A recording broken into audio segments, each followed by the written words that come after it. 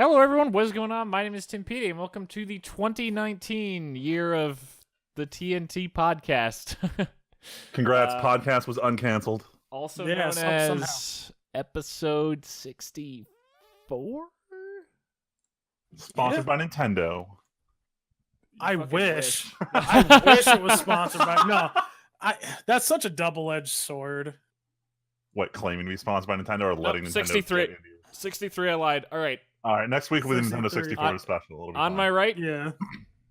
I never pay attention which direction we're sitting. I'm assuming it's me, and I am Friedman. Yeah, you're always on the right, and then on the left.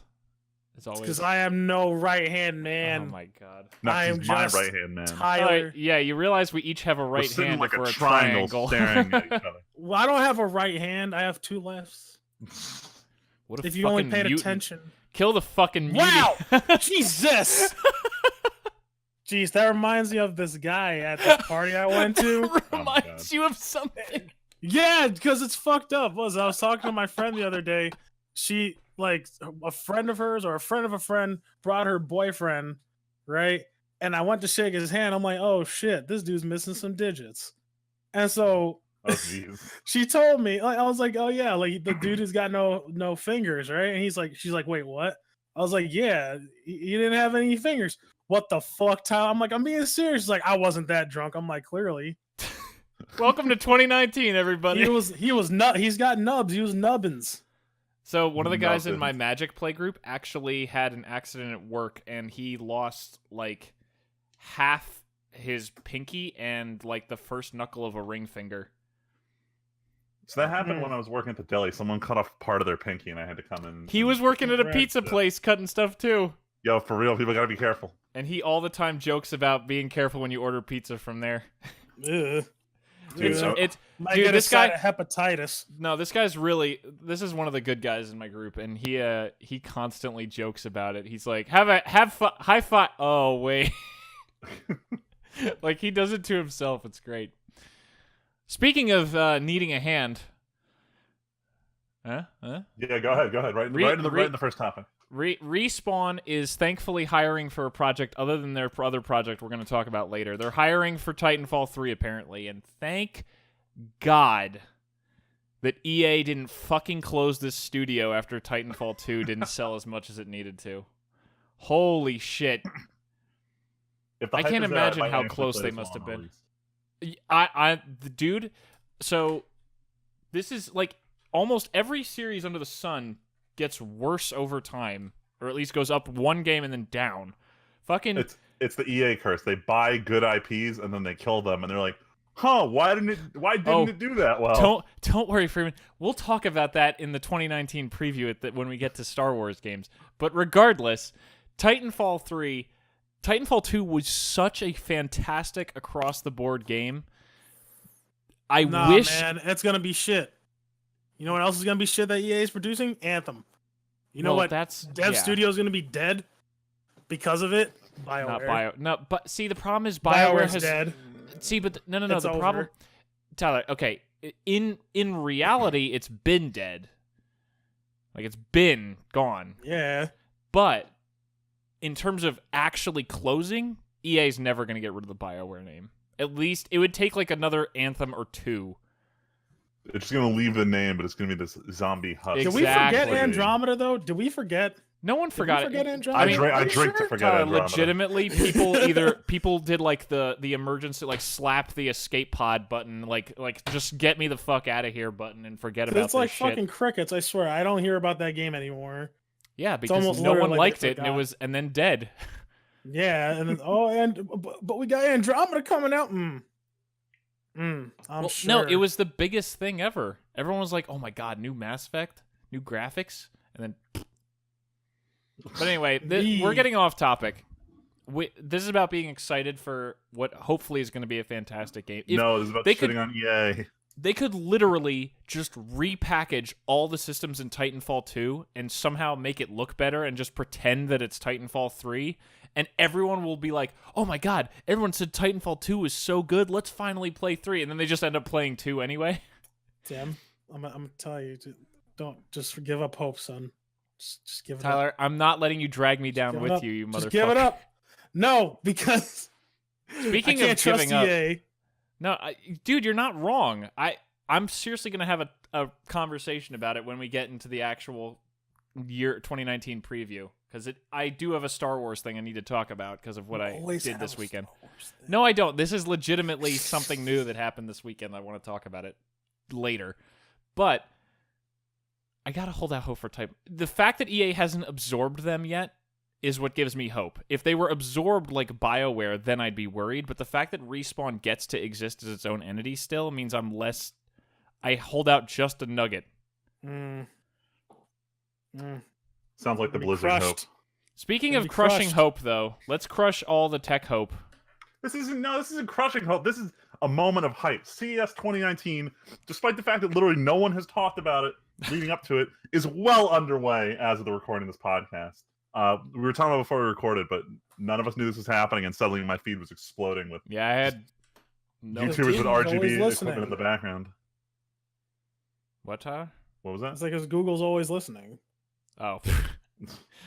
Anyway, the big takeaway right now, and I'll start with the good stuff first, is everyone's showing off their new case lineups. Everyone's really learned from last year's mistakes. Airflow is the big thing this year, and I'm happy about that. Last year was all about making everything tempered glass, everything, and choking every fan on your unit. So this year is going to be a good year for cases. I can already see this. Razer, the company that I mistakenly got all my stuff from, is releasing way more peripherals this year, but now they've jacked up the price on literally everything. Like they were showing off this wireless mouse and keyboard combo for like couch playing that was optimized for Xbox but available for PC. This thing's $250. Jesus. Last year's version was $120 when it was new. It's like what's this markup for? On top of that, they showed off this new monitor that has what I thought was pretty cool was like cable routing built into the back of it. Oh, but the it's also RGB like monitor. Oh yeah. it has the RGB like bottom that kind of matches their RGB mouse pad as well as the speaker setup they had from last year. The problem is everything is marked up obnoxiously, and I want these things. I just don't want to play. I don't want to pay the Razer tax for them. Yeah, shit is overpriced as fuck. All for you to look at it, honestly. The thing is, like, their mice aren't that expensive. It's like everything else. And that's in my opinion, their mice and their keyboards are the best thing that they sell. Yeah, listeners. Also, if you're in the market for a new mouse, I highly recommend the Death Adder. I should also say no. I'm using. So I should be also. I also use a Kraken, the Kraken headset. I heard those are pretty good though. But these are pretty good. But I will die I swear by the Death Adder though. Like the Death Adder, I think I've said it on this podcast. Like I will, if I could, buy a Death Adder for the rest of my life. Yeah, dude. No, I'm already on my second one. Yeah, no, I remember actually specifically. I had a Death Adder, like 2011 or something. The first time I built my computer, I got a Death Adder. And then I upgraded I picked up my mouse just now. I have the Death Adder 2013. And the only reason I upgraded from the 2011 or 12, whatever I had, to the 2013 was because the 2013 added little rubber strips for the thumb and ring and pinky finger on the sides. Oh yeah. I have never bought a new mouse since, and the next mouse I buy is going to be a Death Adder. It's so fantastic. Yeah, I'm not gonna go away from it anytime soon. Though I also have a Razer keyboard. I have a Corsair keyboard. Yeah, part of why I upgraded my mouse was just I had everything on RGB. I had the old Razer, like even before Razer decided that green was their color, it used to be blue. So I had the blue Death Adder mouse, which was just really weird in the modern era. Oh, so but I will just say, RGB. So going back to the controller real quick. So I want to put in my input for that.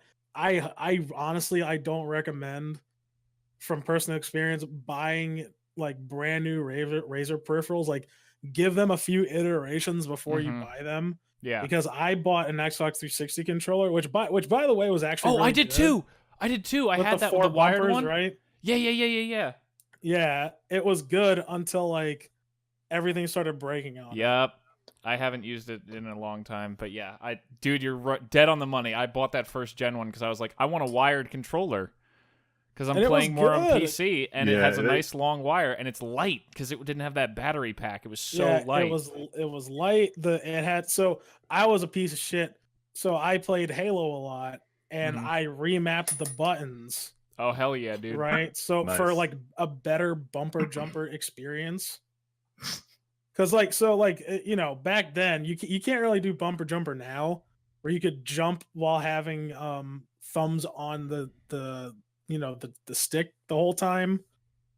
You know what I'm Mhm. talking about, Tim? Yep. Because Yep. nowadays Exactly. you have the bloom of the when you jump the reticle blooms. Yep. It means a tighter spread, but it's like you jump around. Bad kids can't shoot you because you're moving too much, and you just 3-shot them, and yeah, it was great. Dude, I wish. I feel like I missed out on because I have the Elite controller sitting next to me, and that had the same. It didn't have the 4 bumpers, but it has those under triggers for your fingers. Yeah. I wish to God I was learning to game on that, because the amount of time in games like Assassin's Creed, Shadow of Mordor, all these games where you have to like hold A to run, or even like fucking all the shitty Rockstar games that make you do that. Oh yeah. I wish to yeah. God I had learned to do it that way, so I didn't have to do the claw thing. You guys know exactly what I'm talking about. Yep, I know what you're where talking you about. have to have your thumb is under, your index Your finger's like thumb, on the index finger. joystick, thumb and index Yes. finger like on the joystick, and then you're doing like your middle finger on the A button, and then your like fucking ring fingers working other stuff. It's like the claw thing you always have to do for these games where you hold A to run, and you need to look around at the same time. It's You the gotta one learn- fault. It sucks. You just have to learn how to use your second knuckle to hold the joystick. Yeah. Uh, And that's when you control it with your penis, and you're good to go. okay. The true Yes. gaming experience. Anyway, The so true on gaming the experience. last part of CS that actually plays into my gaming experience is Hot NVIDIA plays. announced the GTX 2060. Sorry, what was that? I said plays. No, it was not funny. Anyway, so the 2060 got announced. They were holding off on releasing it for a while. I know it was mostly just to let the hype build up for the 2080 and then the 2070 that came out later. The 2060 is noticeably cheaper than the others in the 20 series. It is a little more expensive than the previous 60 line, but when they look at the benchmarks right now, the 2060 is way more comparable to last year's 1070, or not last, the last generation's 1070. It currently is performing at the same as the 1070 Ti. Wow. And the reason I'm considering this is, games, except unless you're playing Battlefield 5 or like you're trying to max out the graphics on Final Fantasy 15, no one really does ray tracing yet. But the idea is that, if it becomes big, I'd probably want an RTX graphics card. So right now I'm sitting on the fence of, do I just get a 1070 or this 2060? The 2060 might underperform in certain scenarios, like if I switch to 4K, but at the same time, it's more future-proof, and it's also actually cheaper to get a 2060 than it is to get a 1070 right now. Just because supply on the 1070s and 1080s are drying out super hard. Currently, Razer is still making the 1050s and 1060s for people who are budget conscious, but they are not doing 1070s, 1080s. They've moved it over. They want you to buy the 20 series there. So the 2060 is this weird, ambiguous middle ground, and I'm really considering purchasing one. Listeners, what do you think? Should I buy a 2060? Should I just stop complaining because I'm still on a 960 and it's not that bad? You decide. Yo, but 960 isn't terrible, my dude. It's not, but I couldn't figure it out today. So it was after we finished playing Rainbow Six. I went to go load up another game, and it turns out, despite the fact the game was closed, Rainbow Six.exe was still running in the background the whole time. So Yo, I sounds tried like you be shits. I tried to open a second game, and my whole computer started shitting the bed. I'm like, what is going on here? And it took me so long to figure out what the exe was for Rainbow Six. And I closed. I'm like, man, I thought this thing was good enough to run 2 games at not ultra settings, but it's not. And that kind of got me thinking. And then bam, 2060 comes out 3 hours later. So it was a snowball of bullshit that got me thinking. The Chances most are, I I'm not ran even out gonna of buy a card. time. Yeah, you're not. Chances are I'm not going to buy a card. I'm just blowing some hot air here. You just want one, but yeah. So here's the thing. New hotness. So this is Older for real. So busted. here's the thing. I really like No, the look. Tim, don't trigger me right now. I Fuck you, you fucker.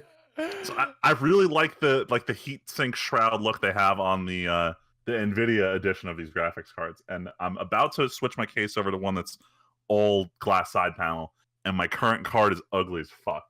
So I kind of want something to look sexy. So when I look in that window, it just doesn't look like crap. I was gonna say it's only you looking in the window. I know, but it's me. It's Oh my god. you know the phrase "you do you." That's what this is about. You do you, That's except when you wrong. That is basically you doing you. You're basically jerking off at this point. You know, for real though, I stare at that GTX and I just start moaning. Uh, Anyway, moving on. no, hold on. I want to I want to give listeners context as to why I was mad at Tim. No, it's fine. You don't have to. This is almost a preview of the preview of 2019 and how bleak our future is. That's right. Because they're releasing a new Men in Black movie. But they Oh my did. God, Wait. But I just saw on Reddit today they did cancel the crossover with 21 Jump Street. Good. Wait. What? That was. Did you not know that was going to happen, Tyler? They I announced thought you knew. over a year or two ago, like 21 Jump Street and Men in Black's going to have a crossover, and then just today they reported that it's canceled. Fucking scream! I would scream, and like it wouldn't help at all. But there are some things in this world that should be untouched, not even thought of, not even conceived. Tyler, clearly someone put. You know how many millions probably Clearly got someone flushed got in it at paid this to point? think about this. You know what? No, I'm glad. I'm glad people lost money, maybe even jobs, because you know why? That shouldn't have even been thought of. Yikes! That's Right, literally the dumbest fucking idea I've ever heard. We've done 20 minutes and we haven't even hit like anything that's going to take a while. Because what kind of abortion is Men in Black and 21 Jump Street? We're moving on. Anyway, so games we played during the hiatus. This was something I wanted to throw out here because I played a shit ton of stuff while we weren't recording. Tim, did you play anything or just play Doom? I replayed Doom 2016. I'm not done yet because it's basically whenever I have like a half hour, I sit down and punch through pretty much an entire level, getting every secret and challenge and everything. I'm almost done. I just finished like the third. Tyler, you remember the level where you actually meet Hayden, where you get the BFG? Yeah. I just finished that level last night. So I think there's that only, level like, has my favorite fucking song in there. Oh, really? Yeah. I mean, the whole soundtrack is fucking gas, but anyway, yes, I've been replaying Doom. I'm going to talk about another thing that I tried to record and will be my next Let's Play since Yakuza is finally ending. I'll talk about that later too. But I did try to record something else, but I mostly just watched TV, me and my girlfriend. We finished the entirety of Brooklyn Nine-Nine since the last podcast. We literally got Hulu. 5. 6th one starts on Thursday, actually, on live TV. But you guys have Hulu now, right? Yeah. Well, sweet. I got recommendations. So technically, we're still with it. We finished so fast. We're still within the trial month, so I could cancel the Hulu and lose nothing after we watched all of Brooklyn. Oh my god. Yo, that's what I did for The Shield. But we've been watching a season of Hell's Kitchen, but I don't think we're gonna do another one after this. So I don't know. We'll figure out what we're gonna watch next and decide then. With the number of Hell's Kitchen clips that YouTube recommends me, I should basically just start watching that show. But other than that, like I said, Hell's Kitchen we just started. Brooklyn, no anime happened, although we did watch Slime yesterday, which I added to Weeeb shit, but we can ignore that already. We watched Slime yesterday. Maybe we'll talk about it. Freeman, did you watch it? No, I didn't. So my buddy Dave and I might start watching them on Fridays. Okay. Well, never mind then. We won't talk about Slime then until next week. Yeah, really didn't play all that much. I played a lot of Magic. Had some guys over for New Year's. Played lots of Magic since then. But no real games. But you guys can talk about all the shit you guys have been playing. Tyler, you want to go next or should I go? No, I'll go. I got sucked back into Destiny. I'm not very proud. You make it sound like it's a bad thing, but it's fine. Destiny it's not fine. Destiny is not the shitty game everyone wants it to be. It's just okay. Nah, man. Fuck that game. No, I'm just kidding. The one person still playing it saying this. Yeah, no, fuck this game. Like, I get mad because, like, my buddies and I, like, we play the multiplayer, and I just get fucking heated because it's like, oh, well, you know, I get shafted because of some dumbass mechanic that I know shouldn't be in the game, but it is. It's dumb. I'm like, man, fuck this. But then I beat the raid. One of the raids I beat last week. So that was okay. But overall, fuck that game. I'm probably going to play some more of it this week. I played Smash because that's all my friends want to play. Smash. Everyone's trying to smash. Everyone's trying to smash, and honestly, like I'm still like not the biggest fan of it. It's like Whoa. whatever. Tyler, how dare you?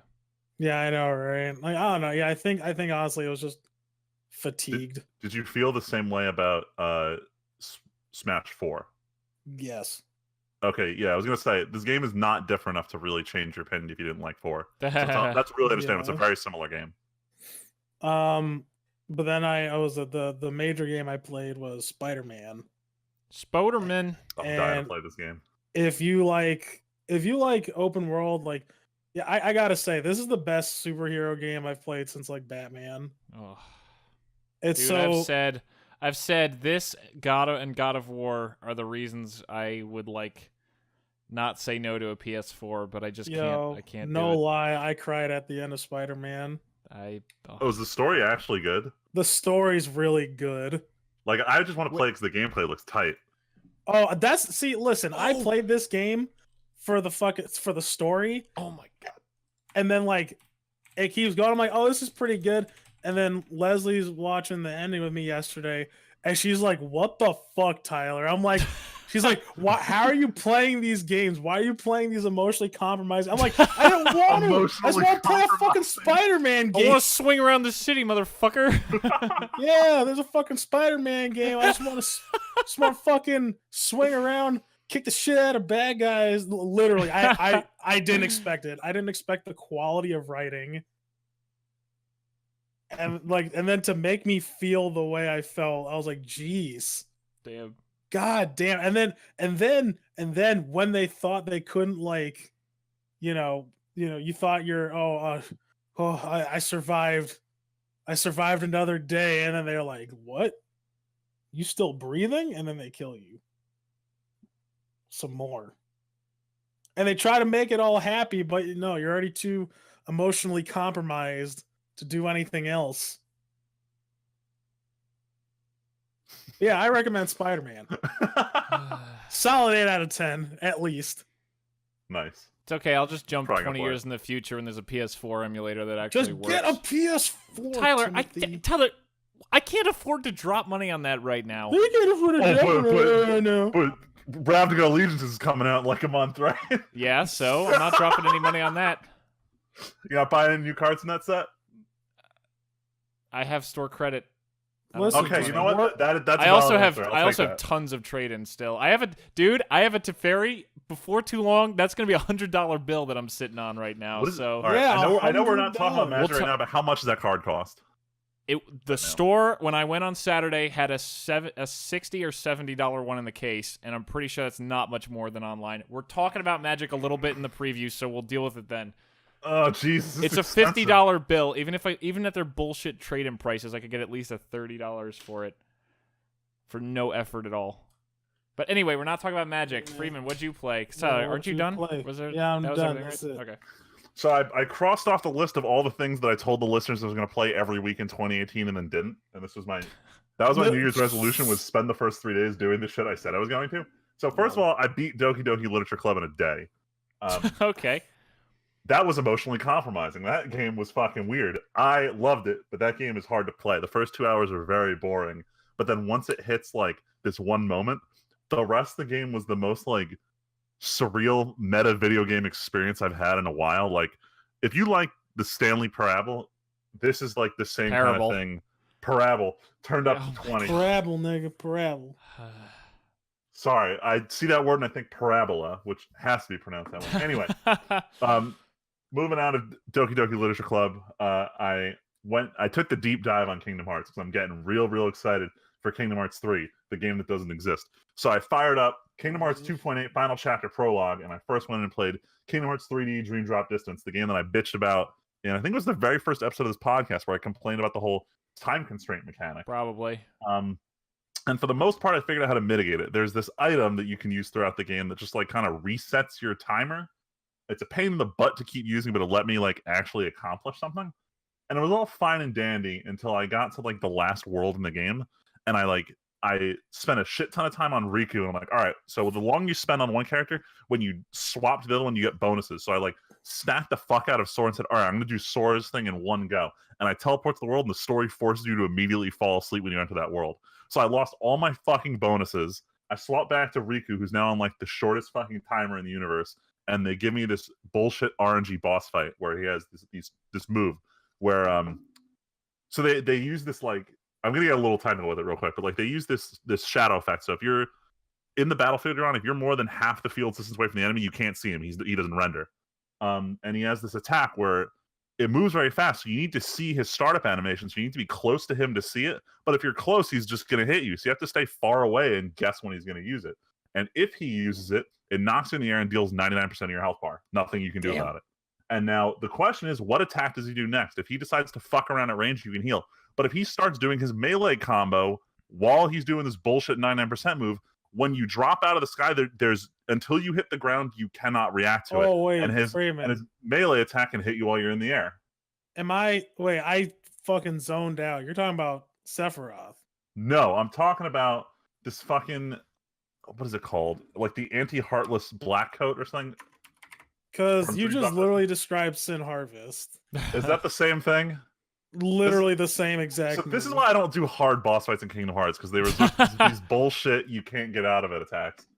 Just get good, dude. So instead of getting good, what I did is I shut off the game and watched the last hour of cutscenes on YouTube. Wow. Because it was just going to be 3 drawn out boss fights. Like I watched the video and it was the most bullshit strategies. It's Final Fantasy, my dude. So I'm concerned because the Dream Drop Distance Studio is doing 3, and moving on to the next game, I played Kingdom Hearts Birth by Sleep 0.2, a fragmentary passage, which based on the number scheme is just ridiculous at this point. So it takes place after Birth by Sleep, which is the prequel to 1, and it kind of overlaps a little bit with the first part of 1, so that's why it's 0.2. But basically, it was a glorified tech demo for Kingdom Hearts 3 back when they first started working with the Unreal 4 engine. And a lot of people were very concerned when it came out because the physics in the game feel really floaty and the lighting was a little odd. They fixed the lighting problem. Right now, the Kingdom Hearts community is really up in arms about how floaty the game feels and whether it's going to be good or not. But I'm more concerned about the boss design, because of the 4 bosses in this part, I've beaten 2 of them, and both of them use a lot of bullshit RNG. So I'm really concerned that's going to be what the whole game is like, and then I'm going to be really annoyed playing through it.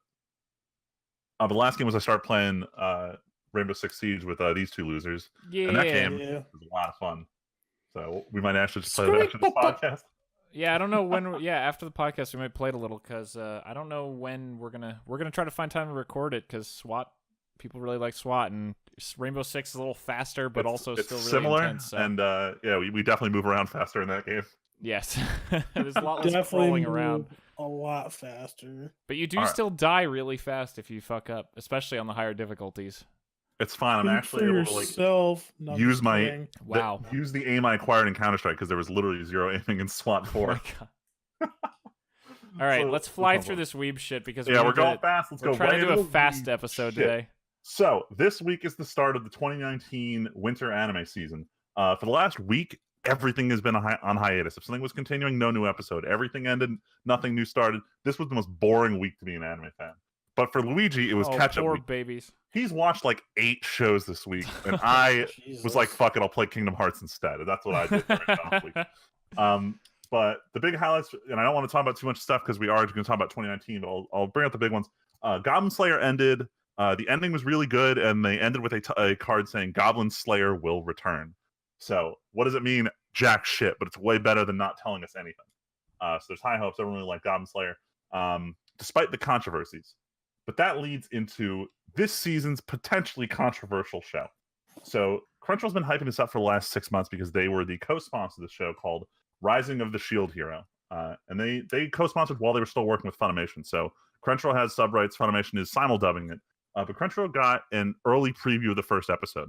And the first episode was 45 minutes long. So I watched it. Oh, right. You watched that shit. I didn't have time. For that garbage. So I watched it 2 nights ago. That's not what I was saying. After Luigi texted me and said, holy shit, this is good. So I'm like, all right, let me give it a shot. So I watched the whole thing. And I was raging halfway through this episode. Like, this show fucking got me. So I'm going to give a quick synopsis. And real quick, Tyler, how far did you make it into the episode? I finished it. Oh, you watched the whole thing? Yeah. Oh, I thought you'd quit. All right, good. No, Anyway. I got He wanted to quit. I can explain to you. Let me give the synopsis, then I'll ask That's fine. your opinion. All right. So the synopsis is this is your standard character gets transported to a fantasy world story. So main character is just normal dude. He gets transported to this fantasy world with 3 other guys, and they are reincarnated as these 4 great heroes. Each specializes in a weapon: sword, spear, bow and arrow, and then the last one, which our main character is shield, the weapon that sounds like the shittiest weapon to have. And of course it is, because everyone in the fucking kingdom gets reincarnated too is like, ugh, the shield hero. So they spend the first 20 minutes just kind of like dumpstering this kid about how, he's going to be the worst of the 4 heroes or whatever. And the 4 guys, they all kind of like come together. They're like, oh, I guess we're all from Japan or whatever. But the 3, they all come from different like versions of Japan. So like there were different presidents or whatnot. And the 3 of them, they come from universes where the exact world they're in right now happened to be a video game in the world they're from. So they're all familiar with how this world works. God. Except the main character. He doesn't know jack shit. So he's off like on a bad footing. Rumor spread that he doesn't know what he's doing. When people start joining their parties, no one wants to join the shield hero, except this one girl from the sword guys group decides to join him. I'm going to speed up the synopsis, but long story short, he wakes up the next morning. All his shit is stolen. He's imprisoned by the king's guards on account of raping this girl, which he didn't do. And then you have this giant drawn out scene where basically the entire nation is calling him out in this fake rape accusation, which got really heavy. Like, this is a weird scene to watch. Like, this and Goblin Slayer have this in common, where episode 1 is rough. But it takes this character who's just this nobody, and he just starts becoming this cynical asshole. He's like, I don't want to team up with anyone. Fuck your whole world. I'm not saving shit. I'll be the shield hero, whatever, but fuck you guys.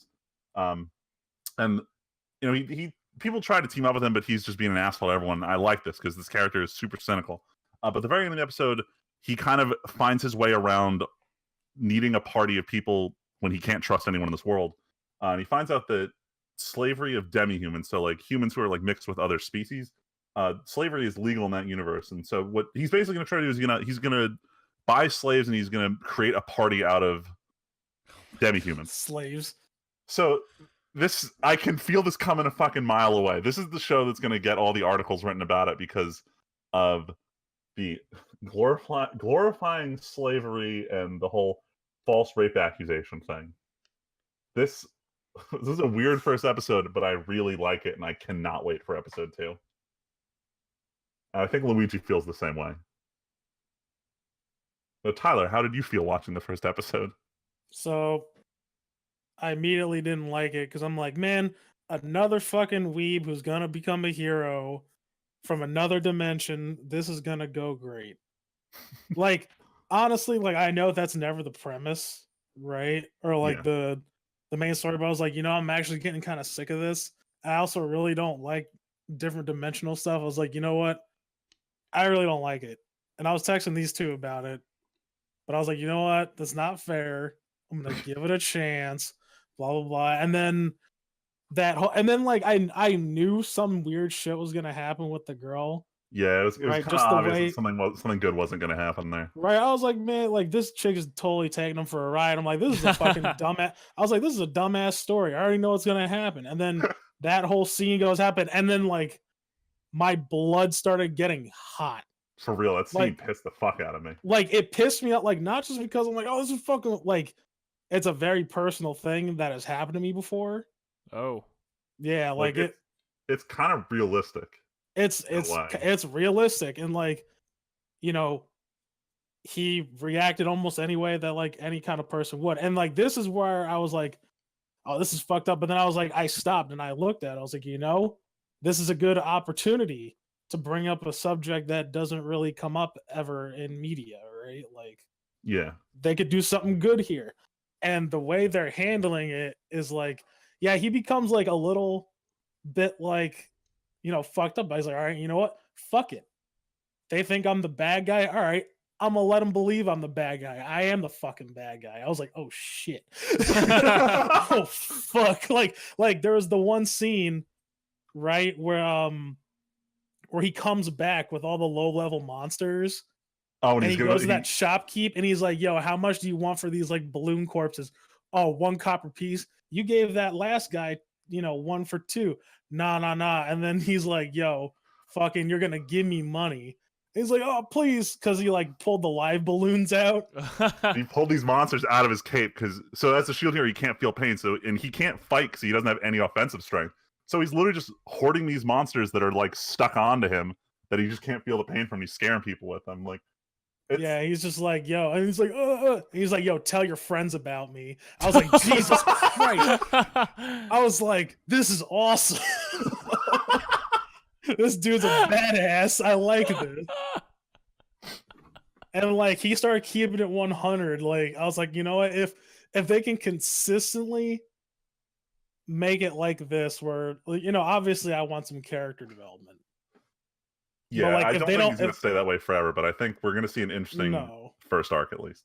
Yeah, and then like obviously like he's like he's not he's humble. He's like, yo, I'm new to everything, like, but don't think I'm gonna like trust you so easily. Like I'm into there's probably gonna be a breakdown where he finally meets someone and he's like having trouble trusting them and blah blah blah blah blah. But I think that's something that I'd be interested in seeing. Good. I like this better than what I thought you'd text me with, like, nah, I ain't watching this alternate universe shit. Yeah, because you know what? Multidimensional stuff is a close cousin to time travel. That's what I told my co-hosts. Once they said you can't go back to your home, I was like, all right, well, the other dimensions don't matter anymore. This is all it is. Yeah. But I'm glad you like it. I'm just gonna fire up real quick so we can move on quickly. Rise of the Shield Hero looks great. It's gonna be 24 episodes. I noticed immediately at the beginning of the episode that the main character is voiced by the main character from Bunny Girl Senpai. Oh, interesting. And then upon doing some more research, I found that the female protagonist is voiced by his girlfriend from that show, Mai. So they got reunited one season later on a different show. That's funny. But the reason, so Tyler's mentioning the woman who betrays the main character. I knew something was up when I'm like, she doesn't look like the girl on the cover of the listing on my anime. What's the story with this? And I'm like, oh no, she's not the main heroine. What's going on here? So that was my clue. A little sneaky on you. Yeah, right. But that's it for Rise of the Shield Hero. I'm probably gonna bring this up week to week because the show feels like it's gonna be my hype show this season. But Promised Neverland starts, I think, it's a little under a week from today. Every streaming platform has it. Funimation, Crunchyroll, Hulu, High Dive. So I guess Verve has it on 2 platforms. Point is, everyone's gonna have this. It's only gonna be 12 episodes. I'm really hoping it gets hyped up like Hero Academia did when it was 12, and then we get a 24 continuation. But I'm gonna report back next week on whether it's good or whether it's complete trash. I actually moved the next one into 2019. Let me get rid of that. Next one, Netflix continues their trend of releasing anime 6 months after it finished airing. High Score Girl is now out. Listeners, if you're a fan of old school arcade gaming, High Score Girl is a celebration of that. It uses shitty CG characters, but the whole plot synopsis is this guy keeps going to this arcade to hang out with this girl who's really good at every video game in the arcade. And they go deep into the history and the lore of these different video games. So if you think you'll like that, go for it. I'm going to warn you, the animation is absolute trash. Speaking of animation that isn't trash, the Broly movie is selling really well in Japan. I'm fairly certain it outsold the Hero Academia movie already. Well, yeah. But the question is, will it outsell in the U.S.? Because it opens 1 week from this recording in the U.S. So we'll see what happens. I feel like it will. Probably. Because you know what? My Hero and Super have kind of led the resurgence of anime.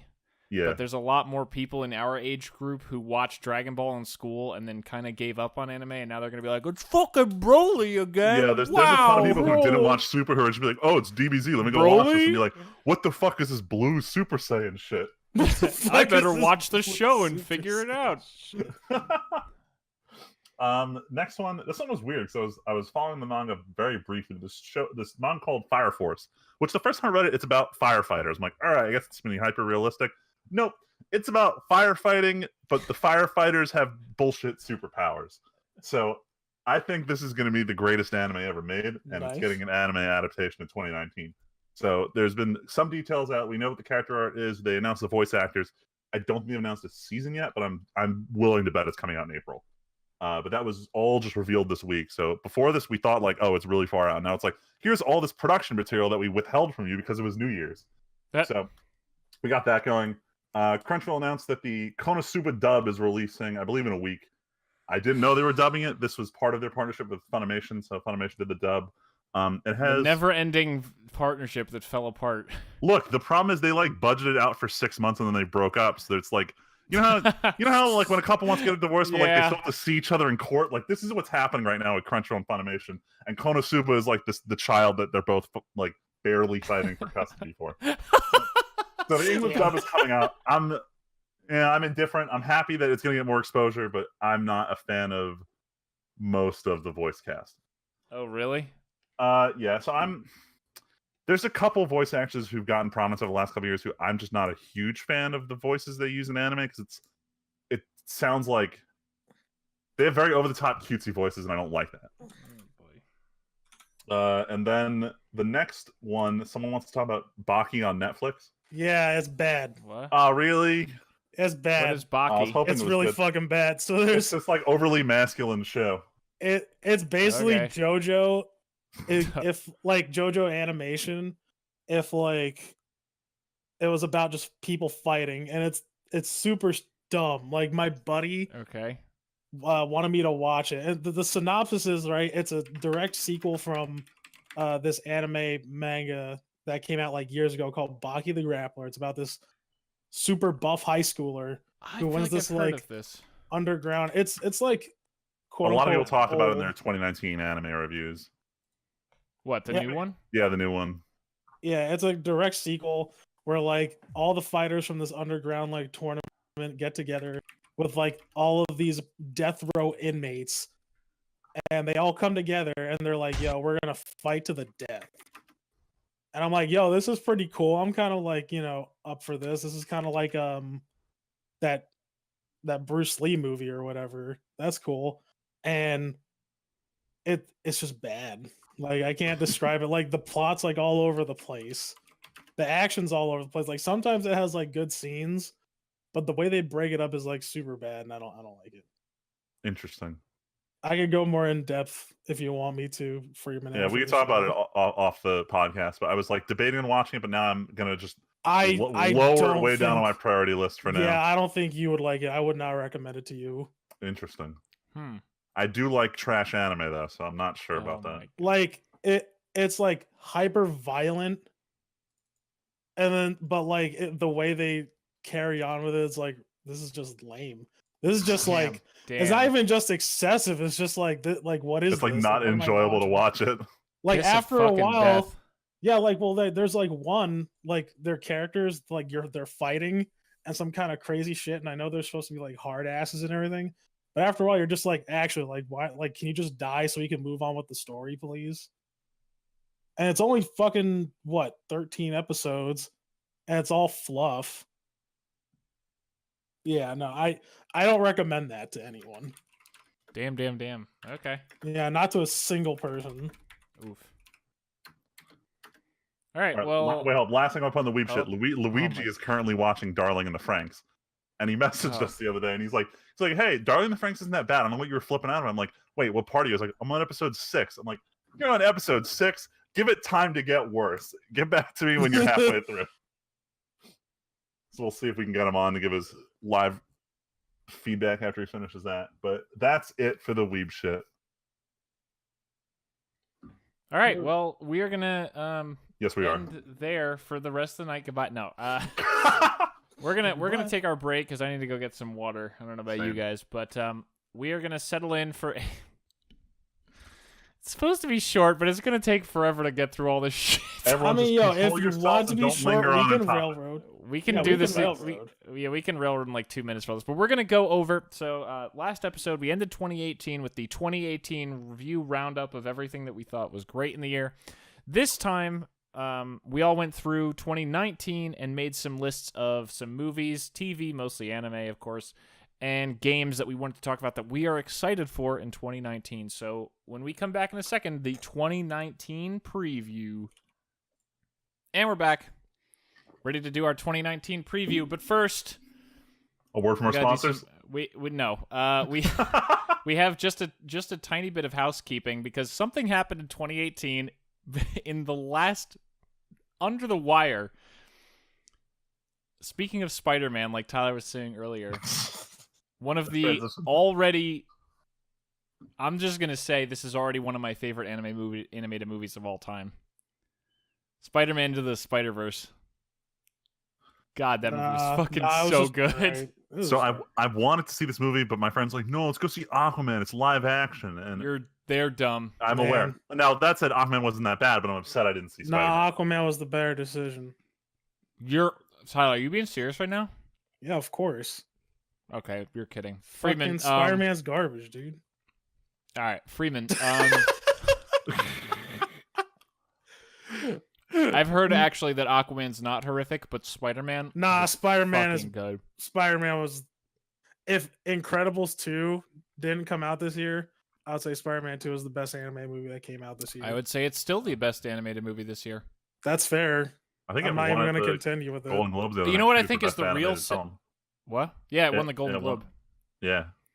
I will say what I'm more sad of is I'm more sad that Wreck-It Ralph 2 isn't my animated movie of the year. But I'm pretty sure that Spider-Man is now up there with Wreck-It Ralph and the first Wreck-It Ralph and the first Lego movie in terms of all-time favorite modern animated movies.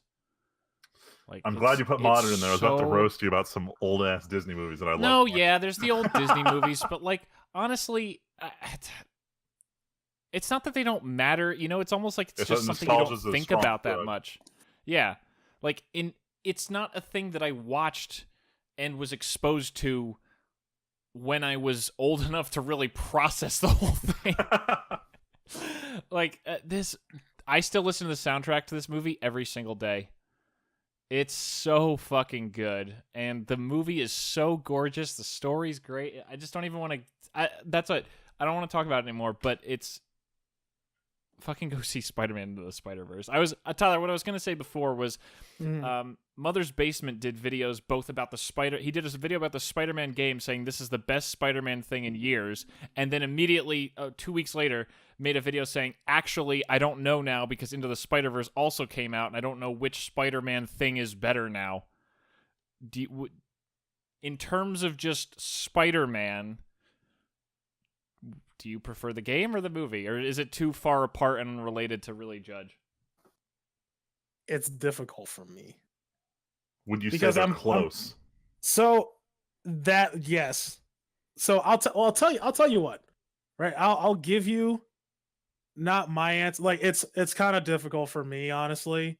I enjoyed both games, both things a lot. Actually, like in all seriousness, no, like all memes, jokes aside, Spider-Man in the Spider-Verse was really good. It was. I don't like multiverse things, like dimensional things. I have stated this before earlier on today's episode. In this episode, yeah. In this episode, and that was one of the things I was like, I really don't like this, especially now. Like you go into the comic shops, nothing but fucking Spider-Man stuff. Like half the Marvel wall is literally Spider-Man. And it's just like, when will this end? When will this actually part end? of it's right now because of right. Stan It's Lee because also. of it's because no, it's not because of Stan Lee. It's because of this movie. Oh, and like Spider-Man's like hot right now, right? So there's that whole thing. So I was like kind of pissed off going into it, right? And there's one scene, and I'm not spoiling anything because they showed in the trailer, but like when Spider-Pig shows up, that I got worried. Like my resolve was shaken, but it didn't affect the rest of the movie at all. Like it was just fine. Like the movie was great. Sometimes I let it burn down all the way to my fingers just so I can feel something. Dude, when I saw that's Nicolas Cage, and I didn't. Nicolas Cage plays noir Spider-Man, who's like the most edgy fucking guy. He literally says that edgy line.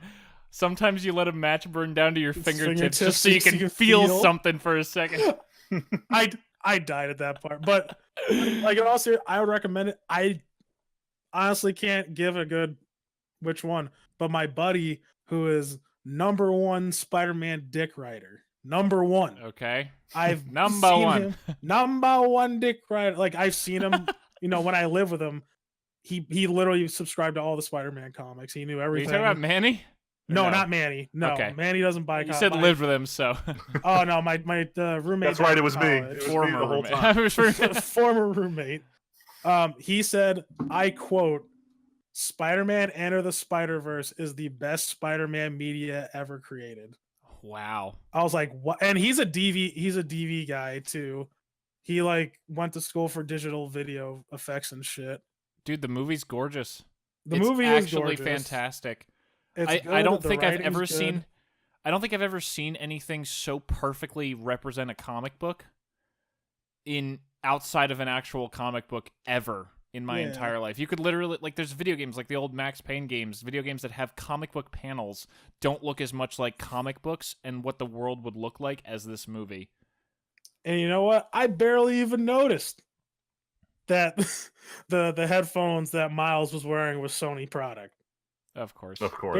Barely knew that the product placement was there. It was All just right. good. Anyway, I just wanted to say about Spider-Man for 2018 before we get into 2019 stuff because I this is a movie I would buy the Blu-ray of because I wouldn't want to see it again without seeing it as crisp as I can make it.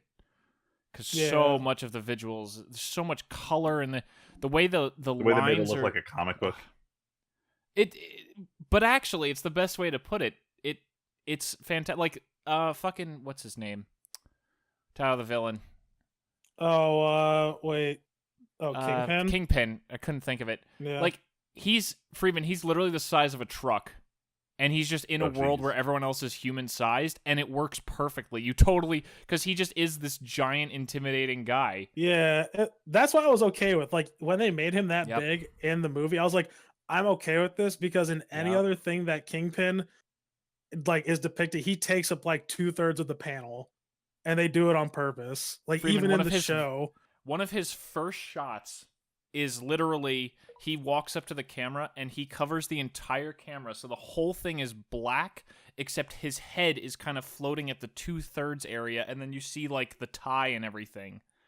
And then it perfectly conveys this sense of size and intimidation, and it doesn't seem ridiculous because of the actual world that the movie builds.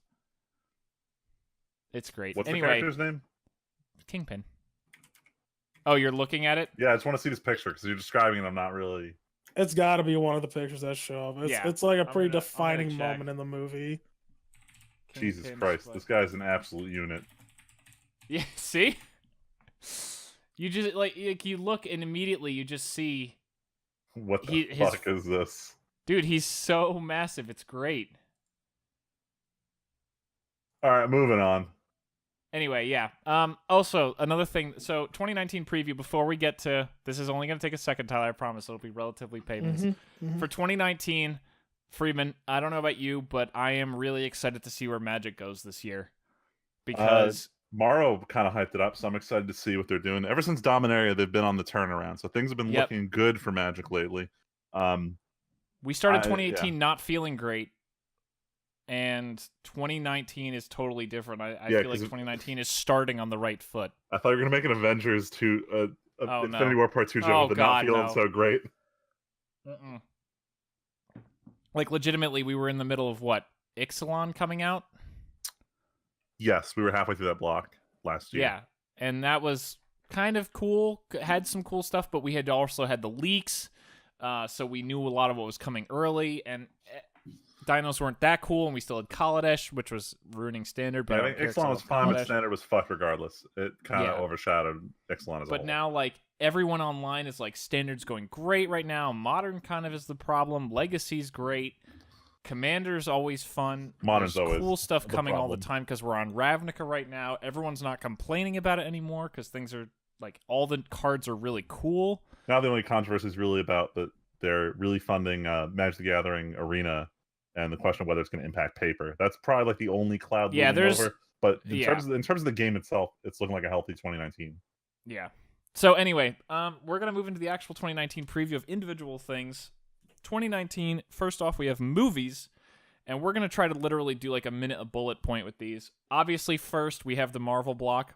Avengers Endgame, Captain Marvel, and I forgot, actually, that Spider-Man Far From Home is coming out this year. Wait, how are they Actually, making another Spider-Man? They killed him in the last movie. Wow, spoilers! Wow. I mean, everyone. I think we can all. I think I can say that outside of the next movie, this is my most excited movie of the year. or all three of these. Captain Marvel's the least, then Spider-Man, then Avengers. I'm not super pumped for Marvel after seeing that first trailer. So, how do I put this? I haven't seen the first Spider-Man movie, so I'm not seeing the sequel until I see that. Luckily, you have months because this is coming out at like the end of summer, I think. Nah, I'm just gonna do that thing July I or did something. before Infinity Wars, where I just watched every Marvel movie in like 3 days before the movie That's I want to fine. say. Well, But this'll. as someone who doesn't follow the comics, I have like zero interest in Captain Marvel. But since it's gonna play into Infinity Wars 2, Gotta see it. I gotta see it. And then obviously, Endgame is that shadow Endgame looming is over going to my be the life. biggest movie of the year, and everyone knows Oh, it, and that's yeah. fine because everyone wants to see all the deaths happen again. So I Mr. have a Stark, I don't feel good. Everyone wants to go watch everyone die again and cry, Yeah. and every single fangirl is going to be there weeping, just like Val and Leslie are both going to be there breaking down. I'm so concerned that Endgame isn't going to be good. Like I shouldn't be concerned, but like this is like the pivotal moment of the MCU, and I don't want them to fuck it up Yeah, at all. You know, you're actually not wrong, but I have very little worry about it. Like I know it's like- going to do well, but like it's like that concern in the back of my head because like it's super No, important. I'm not even saying in terms of it doing well. I actually I totally agree with you that this is like if it goes poorly, because it seems pretty obvious we're going to have pretty big roster changes across the board after this. Yeah. So this Okay, like, is I'm not talking actually a like in key... sales. I'm talking about like quality of the. No, Quality I'm of the saying movie. I'm saying if the quality of the movie isn't great, and it's also the movie we probably lose a bunch of our long-standing people from, that does actually affect going forward. That's what I'm saying. Like, you're right. This is a pivotal moment, and it is a worry, but I think I was more worried with the first Avengers being bad than I am with this one, especially because the first one, Infinity War, was about as good as it physically could have been in my mind. But yeah, Spider-Man, I'm excited for another one because Homecoming was a lot of fun. Although I'm worried about how Spider-Man fits in the MCU going forward, because apparently the Marvel-Sony deal expires after this. And with how good Into the Spider-Verse did and how good Venom did, is Sony going to be willing to give back Spider-Man to Marvel to be in the MCU when they could just build their own universe and keep making things like Into the Spider-Verse on the side, and then also build their own Spideyverse with Venom, how well Venom did. Wait, did Venom actually end up doing well? I'm pretty sure Venom earned a lot of money. Well, let's see. Because I heard a lot of people didn't like it. That I doesn't actually mean heard anything. pretty good things. I like the movie enough. I thought it was cool. I think it's one of those like you should wait till it comes out on like DVD though. Freeman, 853 worldwide. With a budget of approximately 116 million. It only earned 200 million domestic, 640 international. That's a lot of money. And it's a lot That's a lot of international money, money. which is So what matters. If you count these for their days. magic number where they cut out half the cost and throw it at marketing, they made 4 times what they. Yeah, all right, that's a financial success right there. So yeah, you can see how Sony might be like, hey, maybe we're finally making good movies again. We don't fucking do this deal again. But Good. anyway, let's reboot Venom again.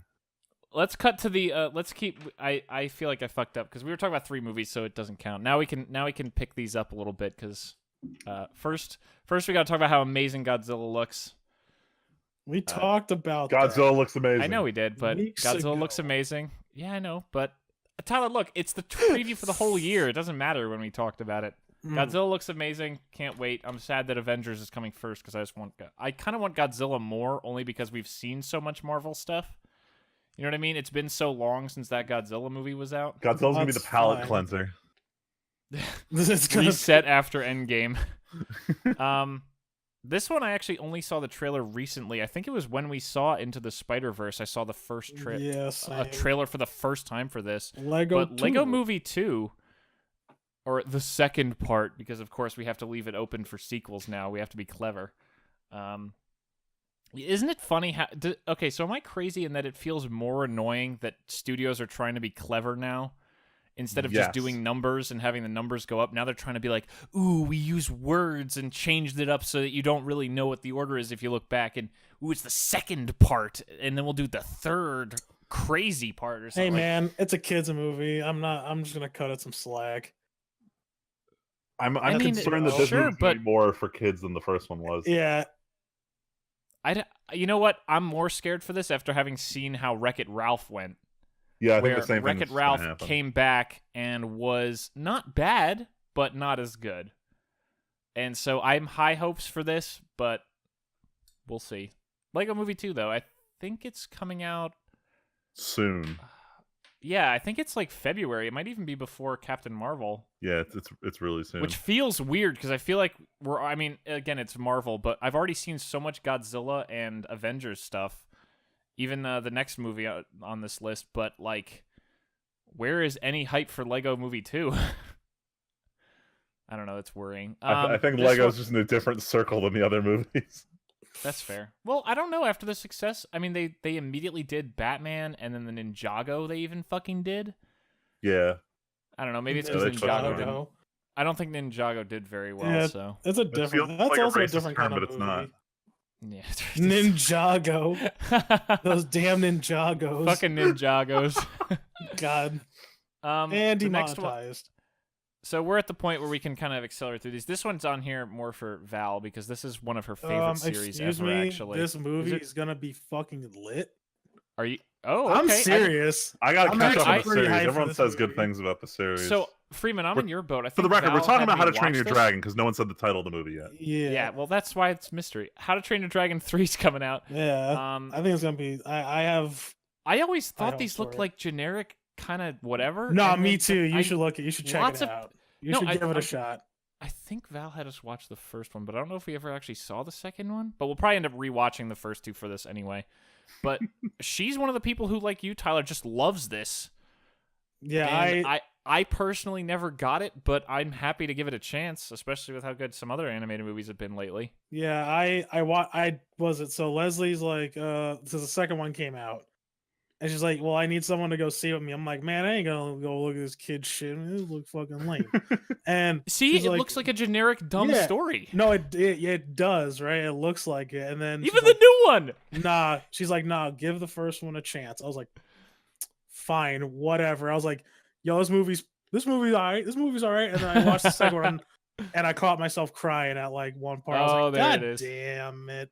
Well, All right, Tyler, this is good. you know what else is gonna make you cry? But it's gonna be like tears of excitement. I'm gonna cry out of my penis. You mean? It's different. Oh, John Please- Wick please not in Chapter the theaters. 3. Please not in the theater. Yeah, that's how Still fucking gotta- Pee Wee Herman got. Pee Wee Herman. Still got to show Val part 1 and part 2. John Wick. I actually got to see part 2.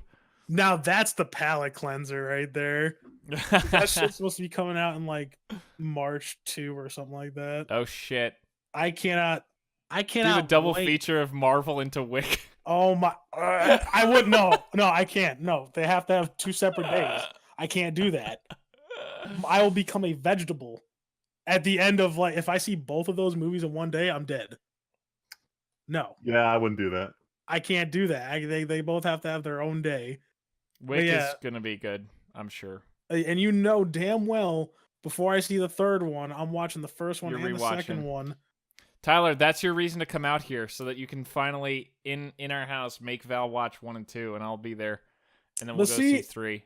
John Wick's not even that like I wouldn't even recommend it to her though. Who the fuck cares? It's not her shtick. That didn't matter to you when we tried to force her to watch it when we Well, were back yeah, in New but Jersey. that's because like Freeman hadn't seen it, and I'm like, you know what? Freeman would appreciate this movie. I think to a I certain will. I need degree. to sit down and watch it. Leslie doesn't appreciate when we make her watch My Hero once a year now, but we still Because- do it. Because John Wick isn't Because- subtitled.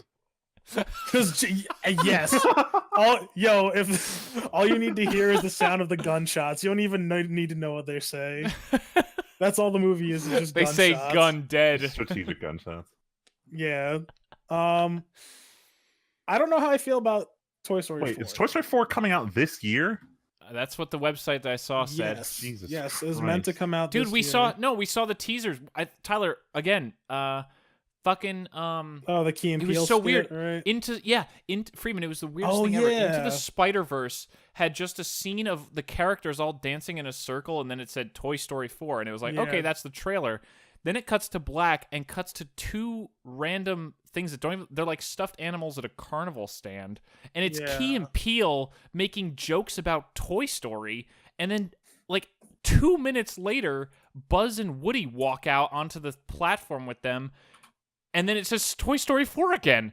It was the weirdest marketing thing I've ever seen. It was weird. Hold on, why it did was Disney so use trippy. Key and Peele to market Toy Story 4? Because Dude, Key and Peele is hot, even though they're not Why? kid friendly Why are they hot? at all. Why? Because movies like Us is coming out this year. No, Tyler, you're not That's got wrong, people but hot. that's I'm why just saying. I don't know. That's you why- asked.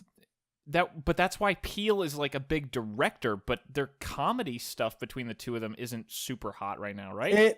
I mean, it doesn't It is. exist. They're They're- not doing anything together right now. Yeah, they're really yeah, not. because they're doing both anything. busy. Yeah. But that's what I'm saying. Like, it's such a random poll to be like, hey guys, Peele, I know you're busy making really famous good horror movies, They but still like, do stuff together. I guess. Yeah, so. they're sure always they do, collaborating. but- Like, they're still close friends, but like they brought back But again, two why Toy characters Story?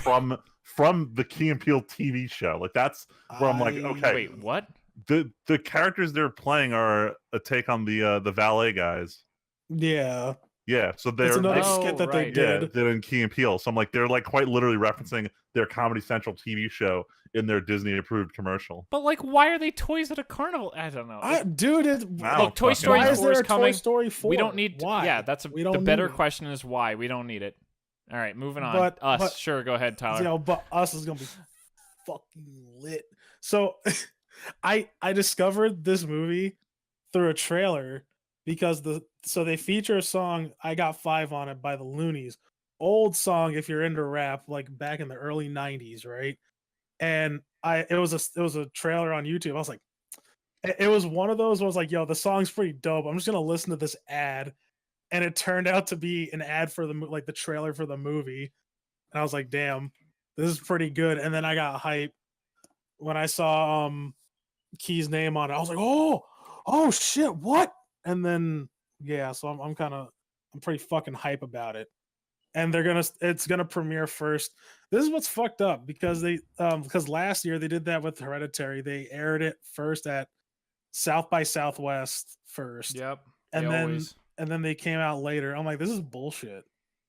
So Us is not gonna come out for a while, but it's premiering first at South by Southwest.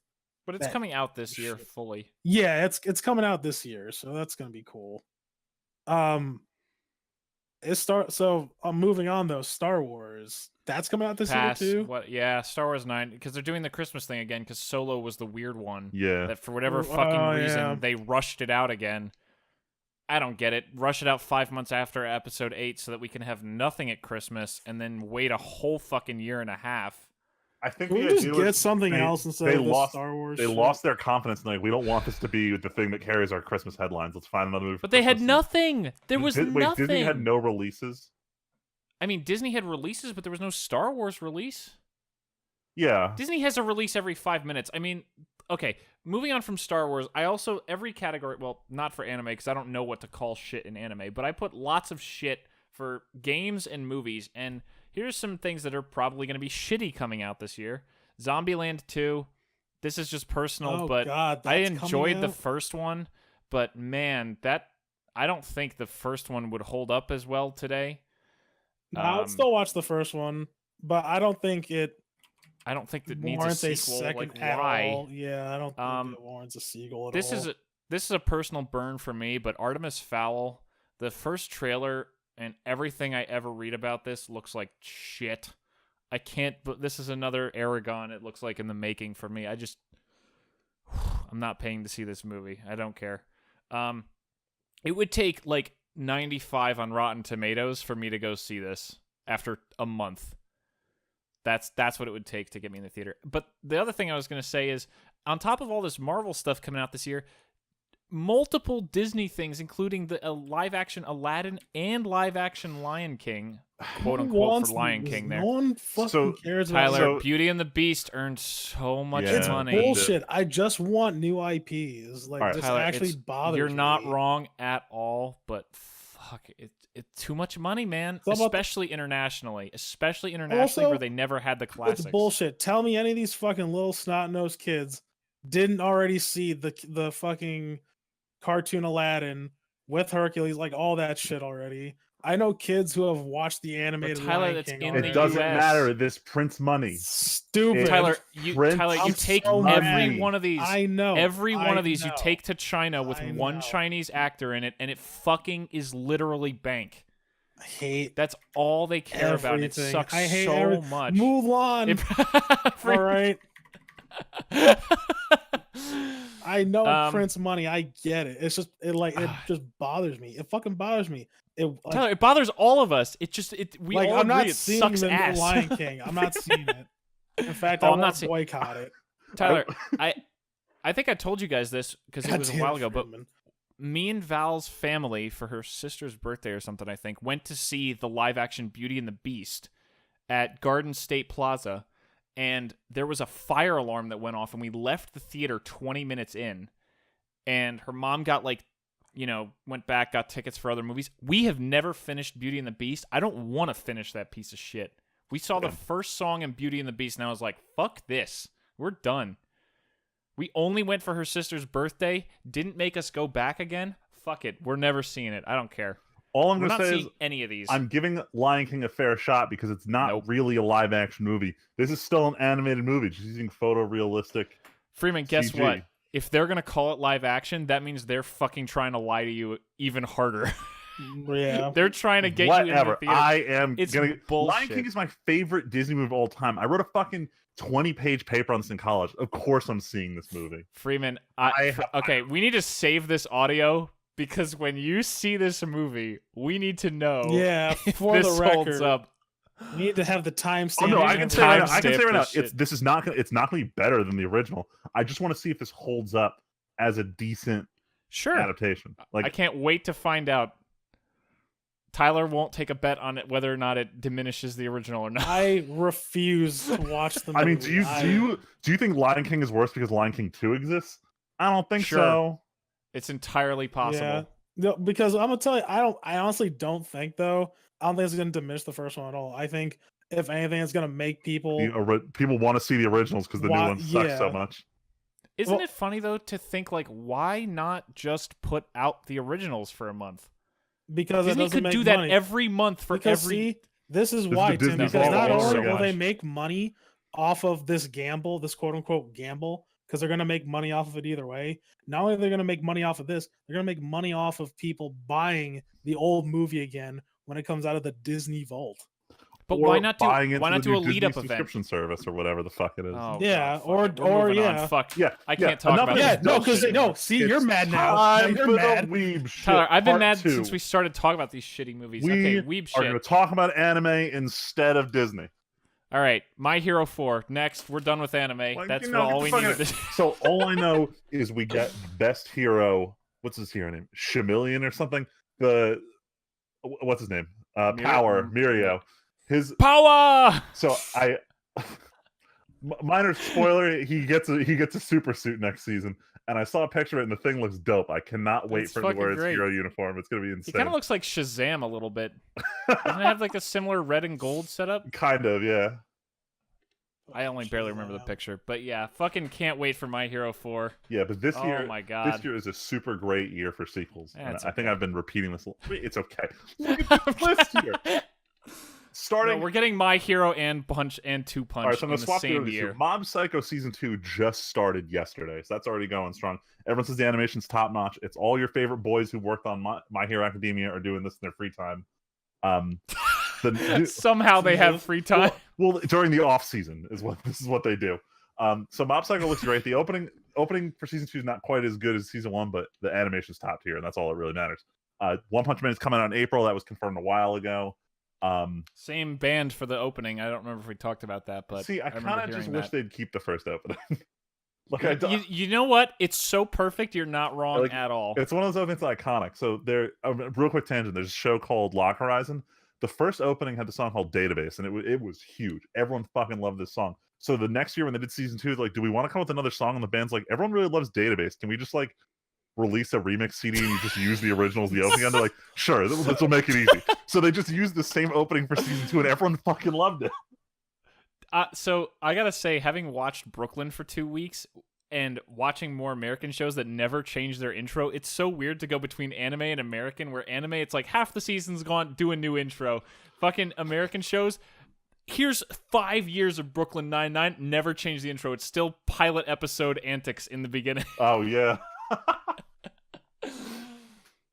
Yeah, honestly, you could just redo animation, do new animation for the new season, and just use Hero again, because it's the song for One Punch. Yeah.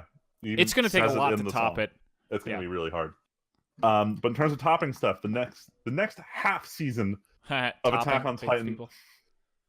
Jesus. The next half season of Attack on Titan is coming back in April, so it's coming out at the same time. Attack on Big One People? Punch Man is, and this season's going to be lit. I can feel it. This Fat is shaming? season. Is that what we're doing? Fuck you guys. This season's going to be good. Look, I don't watch Titan still, but I know Tyler doesn't. Tyler likes it too. So see, that's an easily fixable problem, Tim. Oh my god, what this is about too much. yeah, I know it's too much. I just And can't. then we got the next season. It's the next season after that. So the season that right after Attack on Titan and One Punch 2 end, we're gonna get Haikyuu 4. So this is just keeps rolling. There's good shit every season this year. It's gonna be amazing. And all while everything we've talked about so far, the current season of Sword Art, which is pretty good, is gonna be airing through the entirety of all of that. So it's just sequel city for the first 3/4 of the year in terms of anime. And then is Castlevania 3 actually coming out this year? Or are they? So I googled before this all anime in 2019, and it took me to the first website was OVAs, movies, and seasons for every anime season, and it listed Castlevania 3. I don't know if it's actually coming, but they hit 2 Halloweens in a row. Let's fucking do it again, boys. Let's do it again. Freeman, didn't you finally watch? No, you guys watched it. Oh, no, everyone I know who the group I watched season 1 with just confirmed they don't want to watch season 2, so I'm gonna have to watch it separately. So, you know what? Some of the Magic Boys watched it after I recommended it, and they all said it was fucking great. So that's what I was thinking of. All right, but yeah, Castlevania 3, dude. I don't care if it's only 8 episodes. Just give me more. That show is so good. But let's calm things down a little bit. This is the sleeper Val pick again. Not just Val. Me and Luigi love the ever living fuck out of this show. No, I know. I only say Val because I never actually watched the show. Val had it on, and I watched the second half by accident of this show. I mean, you don't need to. You're not watching for the plot. If you know There's who the characters nothing are, to. you can jump right into season 2. Look, it's a bunch of girls in school camping and sighing at yummy food and relaxing all the time. It's the whole show. So they made this show called Laid Back Camp. That was just the whole premise is just to like animate the coziness of going out camping with your friends, and they went plus ultra on this shit. This is the comfiest anime in existence. Like it's the kind of show where you get on your couch, you grab multiple blankets, you get your hot cocoa, and you bundle up and you watch this fucking cute girls going camping where nothing goes wrong, and it's just like infotainment because it teaches you how to go camping. What the fuck? This shit was Tyler, great. You don't this even know. You're right. I don't know. If we ever do squad camping again, which we should try to do, if we ever do squad glamping, we're gonna fucking do, instead of My Hero or Food Wars or anything on the ceiling, this is what Friedman's gonna project on the ceiling. We're gonna make the s'mores, and while we're eating them, we're gonna watch fucking Laid Back Camp, and it's gonna be great. God. Tyler, we will, if we do that, we'll literally do the stereotypical fall asleep in our chairs around the fire thing. This show is like fucking. It's like I can't even think of the good word. It's like drugs. fucking. It's just. I didn't want to say. I was trying to think of a good drug, but I don't know drugs well enough to know it. Sure. There you go. Fine. Pop a Molly. I'm sweating. Woo. Speaking of sweating. Oh boy. So this week, you already talked about Sword Art. So this week, we got our confirmation. So they announced a while ago there was a sequel project for Made in Abyss in the works, and this week we got confirmation that it's going to be a movie. And at first everyone's like, "Oh no, I want a show," and then the diehard manga fans came out and they're like, "Well, here's the thing: the next arc is kind of short, and if they did another 12-episode season, they would cut halfway into the next arc, and it's a really weird stopping point." For anyone who really doesn't know about the economics of anime, when you do a movie, your return on investment is way bigger. Your crunch schedule is non-existent. You can hire less animators, have them work over a longer period of time to produce the movie. And generally, there's a different art storytelling with it. You don't need to factor in arbitrary breaks every 21 minutes for another episode. You can have an extended sequence that goes on for half an hour, or have very short jumps that would otherwise make a disjointed episode. And a lot of fans are saying that they think the movie format is going to work out well for the next arc, which is all about Bone-Druid's base at the bottom of the abyss. So that poster, dude. I showed that to Val, and she was like, I'm very excited for this movie. I think just because of how well it was received, we're going to see someone try and do a U.S. theater release. We'll get more news when they finally come up with a date, but it sounds like we would drive back to New Jersey for that fucking theater. Oh, hell yeah. Damn. Yeah, this movie's going to be something else. Tell her, even if I didn't say that, Val would be like, Tim, get in the car, I'm driving, bitch. And then the last on the list, also another anime movie. The show that Tim, Luigi, Val, and I had all watched. We'd shown you guys over Winter Break Bowl. You guys were here in New Jersey. Rascal Doesn't Dream of Bunny Girl Senpai. The season ended on an odd note, and a lot of it was just to keep it... Across the board, we were all like, this is the worst part of this show. Not that it's bad, but this is the low point, the end. Like, it wasn't a bad ending, just like, it was like nothing happened, and it was very intentional because they Considering knew... how high it started. Oh, yeah, the first arc was stratospheric start of, like, first arc, second arc down marginally, third arc the same as second, and then fourth arc is, like... base level good, so much lower. So the real problem is before this point, all the arcs are very self-contained. The arc for the last girl that contained like the last two and a half, 3 episodes, her arc, like I don't want to say it doesn't get resolved, but it lingers for a while, and it's told over the course of a bunch of other characters' arcs. So the movie will be part of it, and then the arc after is really important for it. So that's why we didn't get as a conclusive an ending here. But they ended up pulling in a very short, like kind of mini story that happens a little bit later on. Into the ending scene to try and like fake having closure, and it didn't work. The fact of the matter was they didn't want to put in scenes that would be better for them to include in, and here we go, the movie that's coming out this summer that's going to continue the show. So the fact that we not only got the announcement, we got the release date like within 2 weeks of the show ending. They know. I like hearing this. I like keeping the hype alive. The question but it also means they knew. Yeah, they knew what they were doing. They were like, okay, we have to plan for this to change and kind of have like its own in between thing. I gotta ask though, Freeman, you said movies take a lot less than the show, but are they all like an hour and a half long, or don't they hit like 2 hours? A lot of them go to 2.5 hours. Some of them, but that's like half a season. So here's the thing: they don't have weekly deliverables, so they're not on this week to week. So they're not rushing. Yeah, right. So they can. Yeah. So you can crunch on scenes and things like that. Yeah. And, plus, you're also not limited by the seasonal release dates. Like if you don't release January 7th, you have to release in March. Whereas if it's a movie and you say like we need like one more month to like do some CG effect, they're like okay, fine, it releases 1 month later. So they're not as confined by their release, and they can ask for extensions if they need to. Got it. Makes sense. That's it for the Weeeb shit in 2019. Hopefully, there'll be more surprise announcements like that firefighter anime that I'm gonna inevitably hate. Jesus. Looking ahead, I'm pretty sure anime is the thing that has the most unknowns out of all of these. Like movie releases and game releases seem to be like a much smaller field overall than anime, because obviously there's so much fucking anime. Hell yeah. That's a lot. You know what I mean? Like I looked at the movies list, and like half of the movies, there's almost none that I didn't recognize on the movies in 2019 list. And as soon as we hit the halfway point in the year, nothing's coming out that wasn't announced yet. Almost nothing, except for like surprises. But we know most of the movies and games that are coming out that are huge in the coming year. We might still get some surprise announcements, though. I'm sure. I'm not saying we won't, but I'm saying there's so much anime. We can't. Like, the only thing we talked about, literally everything, was sequels. Is what we're excited for. You won't know, especially because you're the Weeeb guy, won't know until you're actually watching new shows and hearing if they're good. Yeah, there's a lot of sequels on this games list. Right, well, that's true. Okay. All right, Tyler, I put this on here for you. Walking Dead's gonna finish. I know. For better or worse. I'm excited. Except I'm not expecting it to be good though.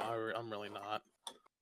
Like I would rather them just finish it, and that'll make me okay. Tyler, do you think you'd be happier or sadder if the game ends well? Because that would be kind of a kick in the teeth, wouldn't it, for it to end really well? If it ends well, as long as they finish it, or like as long as they like or if they stop it after that, then yeah. Well, they are stopping it after this for sure. I know that, but I don't know. I don't see why it would be a bad thing if it ended well. Well, just because, like, I don't know, maybe like the feeling of there's a little bit of lost potential here, you know? Not really. What Like could have been? Okay, if that's it, fair. Yeah, if it ends well, it ends well. If it's, I would rather it actually tie it up with a decent ending. If it ends well, then I think that's just a little bit of Good. extra icing on the cake for me. Okay. I was a lot of these lucky. games- Yeah, I was lucky to even get this far, to be honest. I That's didn't even fair. think I Man. was gonna see, because and like that's another thing too. I bought the season pass, so I'm out money if this thing doesn't finish. Which Right. you know, but it's fine. Speaking of finishing after decades and decades and decades, Fucking If Jesus. simple, Kingdom Hearts 3 is simple finally and coming out. clean is the way this game release is making me feel tonight. I cannot wait for this game. I'm in full Kingdom Hearts mode. I subscribe to all these different Kingdom Hearts YouTubers. I went full in on the fucking time travel bullshit, which Tyler, I can't stand it either. This time travel's killing me. Yeah, But it's ridiculous. I And went Birth balls by deep on the not lore, Birth and I think I can finally understand hell no. why there's 13 copies of the same dude as the villain in Kingdom Hearts 3. It's so fucking annoying. It's really funny. So there's this real quick. There's this guy on YouTube who just does these shitpost style college lectures to his friends where he just explains stuff. And usually his videos like an hour long. He did the Kingdom Hearts lore, and this joke lecture went on for 3 hours. Jesus, Like there's just too much shit to talk about in this series. it's literally worse than Metal Gear Solid lore. Yeah, but the real It reason really I'm excited, is. the real reason I'm excited for Kingdom Hearts 3 to launch is that once they're done marketing it, the next game they're gonna market would be Final Fantasy VII Remaster, if they're actually close to releasing it. And that's the question everyone Which wants we to know know. they're not. Which was the question we had about Kingdom Hearts the last 3 years. Is it wasn't what does it look like? It's you know, is it reasonably going to come out in this decade? And it sounds like no. We're gonna get a 2020 release. You know, fuck, we're 2021. Yeah, I won't even commit to Seems more 2021. likely. This game's not happening. There's no way. Look, the website said, okay, Wikipedia actually had this listed. This is where the games came from, Wikipedia. And they said Final Fantasy VII Remake possible in 2019. So Honestly, I don't know how I feel about this. I feel like over time I've gotten very conflicted. There was a Square Enix investor conference where they talked about what their like the core pillars of 2018 was supposed to be, and it was supposed to be like some like the Final Fantasy 15 DLC, and they're like, oh, Kingdom Hearts 3 and Final Fantasy 7 are both coming out this year before anything else. Blep. Classic Square jokes. So even fun. if I it was laughing does, so even much. if 7 does, like I don't know. I honestly deep down I like, as cool as it sounds, as much as I saw it like how many years ago? Literally 15 years ago almost. I kind of just don't care anymore. Oh, I never cared, but I also never cared about Final Fantasy VII originally. So Well, yeah, because you I don't play those games, Timothy. I mean, I'm different. I didn't as a can't wait kid. for You're this. right. Like I'm like the opposite. yeah, I know. Like I should be. I think it's honestly the waiting. The waiting is like it's too much. So Like, ever since It's like Game of Thrones. You're losing interest. You're burning out. as a Kingdom Hearts fan, I've started to learn how to just let it simmer on the back burner and just like pretend it doesn't exist until it exists all of a sudden. That's sort of how I'm treating Death Stranding. I'm just not going to think about it until. Oh, there's, I like, put that reasonable at the thing. bottom I though. know you just put that. That was why. We'll talk about it later. Anyway, see, we'll not think about it for now. Come back to it later when it matters. Yeah. All right, another sequel. Life is Strange 2. We're getting the rest of the episodes this year, so listeners, get ready because I'm going to gush about it for the next 12 months. That said, episode 2 comes out the day before Kingdom Hearts, which is in 2 weeks. 2 weeks You're from gonna now. have 24 hours to beat that game. I think I need to put in a vacation day. Speaking of another 2 though, but this is a remake. I don't have a ton of interest in this because again I didn't play. I it as a kid, but pre-ordered that there's- shit. I snap pre-ordered Okay. it. There's lots of hype for the Resident Evil 2 remake because apparently that's looking real fine. It looks good. Resident Evil 2 as a game was good. Like out of the original trilogy, that's my favorite Isn't it- one out of the Yeah, I was trilogy. gonna say, isn't that pretty much recognized as the best one? A lot of people like the first one. Not like the original play. All right, I guess if we're gauging it from the original like 3 that were on PlayStation, yeah, you could reasonably say like this is the better one. Except like I don't know, 3 was really good because Tyrant was scary, or not Tyrant. Nemesis. Nemesis was terrifying. Like, because you didn't know, because you would play through the whole game, and it doesn't matter like where you are in the story. Nemesis is random. He'll just show up and try to kill you, and he's invincible. And he's got a rocket launcher and a machine gun, and you have to run from him. Nice. It's pretty cool. I like 3. I think 2 had like the better story and some of the better characters and like better background story. But I think this was supposed to come out sooner, but with the whole remaking of 7, like with making of 7, they were like, okay, this was a success.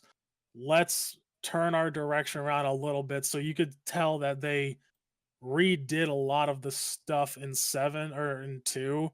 So they combined a lot of elements from 6, but like put the good bits of 7 in there. That's pretty cool. So you could tell, because there's a lot of gameplay out right now of it. And you could tell that they really revamped a lot of it. So like I'm not even too mad that it took this long.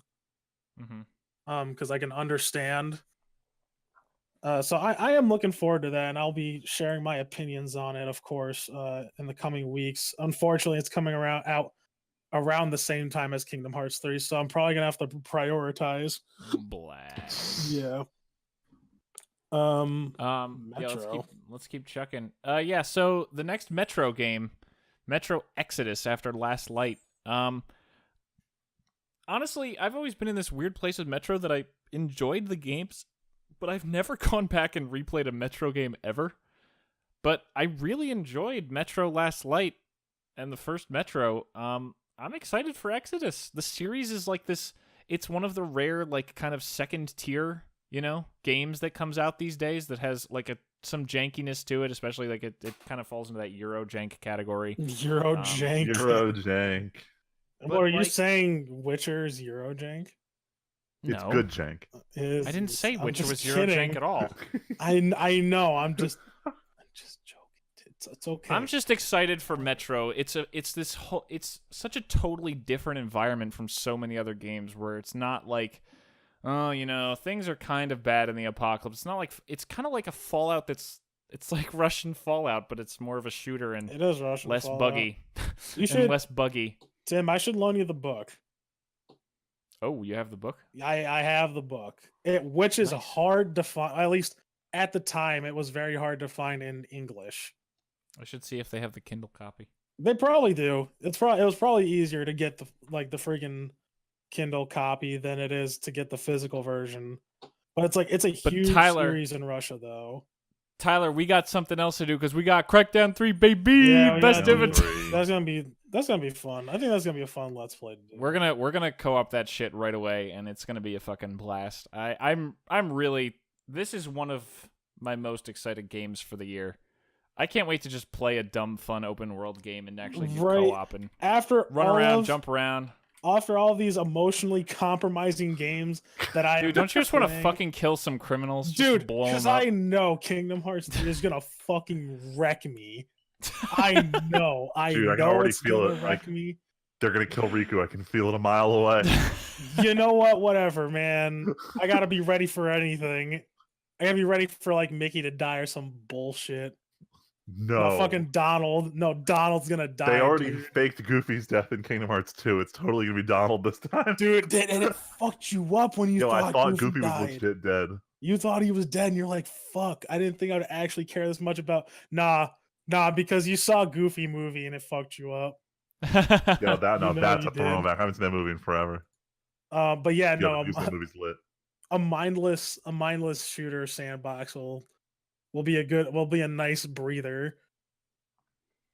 But who cares about speaking of breather 5 though? Who actually gives a shit about this? I didn't hate playing. I know it was like kind of reviled for the story and everything, but I didn't actually mind playing the DMC game that came out a few years ago. I kind of had fun, and I've heard a lot of great things about DMC 5. A lot of people who are fans of the series are like, "This looks like the greatest thing ever." Really? Who? It's because the last DMC was trash. They're happy for a return to what they love. Yeah, I don't. The song like is this. also really good. I know we've talked about it. Yeah, we've talked about it. It just doesn't look good. All right, Nintendo, fine, Freeman.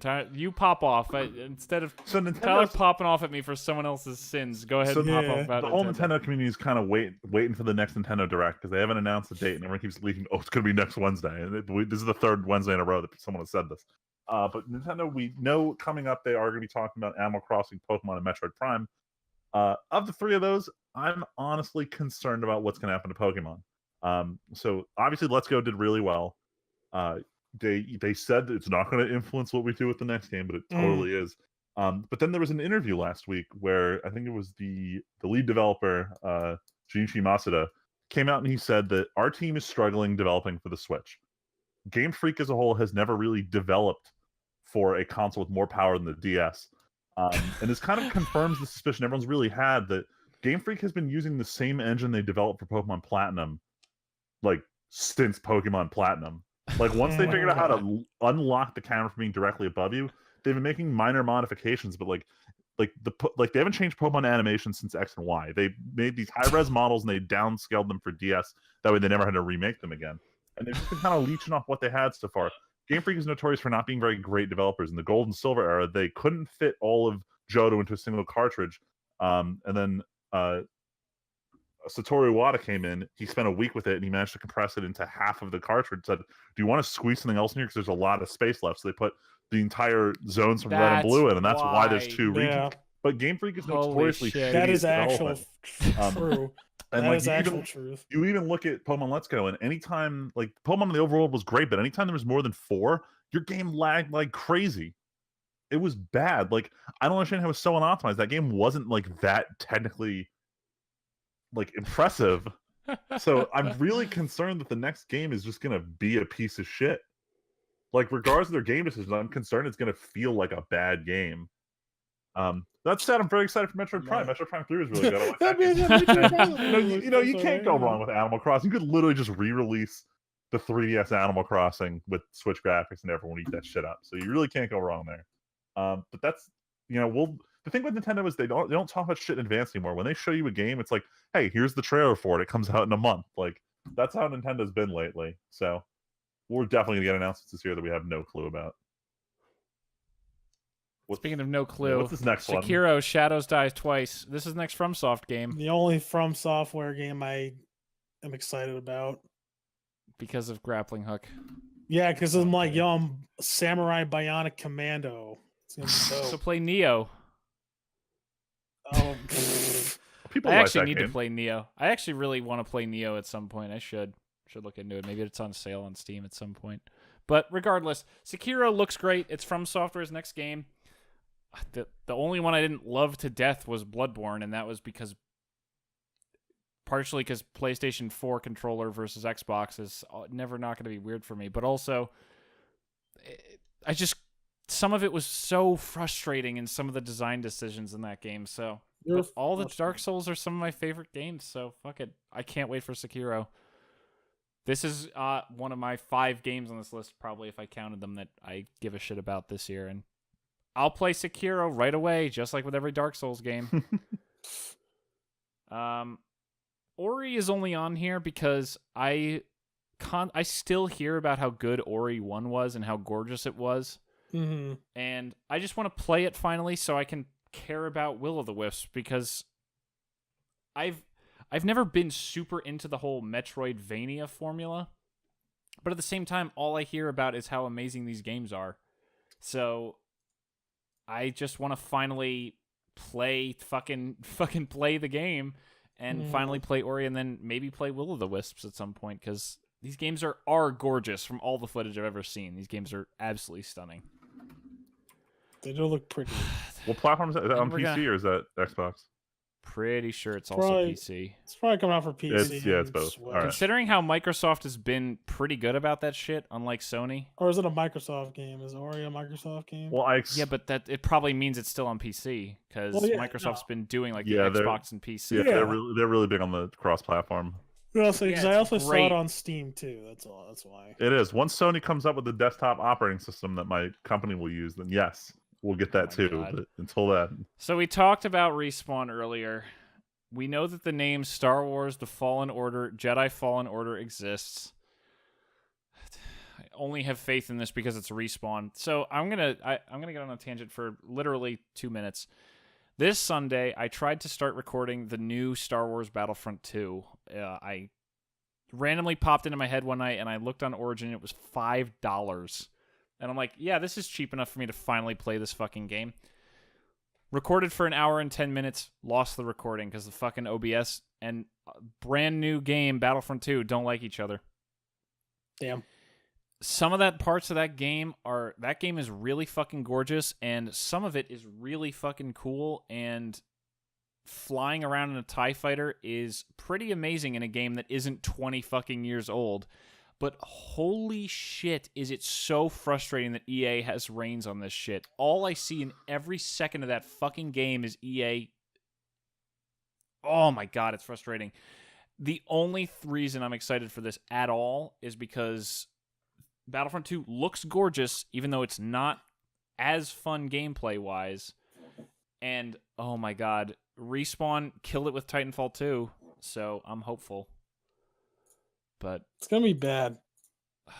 It's gonna be bad. EA can't release a good Star Wars game. I have a video idea that I've been sitting on for a while because I haven't had the time to edit. I was gonna try to do it along with my birthday videos this year, but I'm gonna try to do it in the near future. I have a funny video related to EA and Star Wars that I've wanted to throw together. But I'm definitely, part of it is stuff like this where it's just EA can't seem to stop fucking it up. But speaking of not fucking it up, Obsidian's shots fired at the Game Awards that we talked about with the fucking Outer Worlds. The original developers. This game is coming out this year. Yes. That's amazing. I can't wait to play this game. What game is this? Outer Worlds. The Outer Worlds? Yeah, you need to start saying the names of the games so the listeners know what you're talking about. I did say the Outer Worlds. No, you didn't. You just said the studio name. Tyler? Yeah, you said Outer Worlds. I didn't hear Thank you. I did. I thought I said it too. Freeman, did you have a stroke? No, I didn't hear it. The Outer Worlds, can't wait. I'll say, we'll go back in the recording, but that's fine. Obsidian building their own game in space without any of Bethesda's bullshit, their own engine. It doesn't have to be the Fallout engine like Vegas was. KOTOR 2 is arguably better than KOTOR 1. All of the Obsidian's, going back, I mean, they make some of the most interesting stories out there in games, and the only reason they've been let down is usually technical stuff. Mm-hmm. Like hell, the trailer has that hilarious bit right at the end where the woman's like, "You need to make a decision between sides," and you hear a gunshot, and it cuts back, and your guy shot the corporate guy in the face, and the other woman he was talking to was just screaming, and the woman you were talking to is like, "Oh, well, you didn't have to shoot him, but whatever." It's like it's so perfect. I just can't. I'd love to play a new RPG because I've been kind of, I don't want to say jonesing for an RPG, but I feel like I'm kind of resetting after sinking so much into Witcher, and now Yakuza's done, and you know what I mean? It's just kind of final. Like I feel like before too long, I'm kind of going to be feeling that itch of the game that I want to have that I can sink time into. Like, oh, I'm not doing anything for an hour. Just do a side quest or grind a little bit. You know, I kind of feel like I'm not right now, but before long this year, I'm going to be jonesing for something to sink some teeth into. Oh my god, I forgot a game on this list. Sorry. I don't know how that wasn't on the list. So you're talking about garbage now? Or you want to move that to the we can bottom? talk about...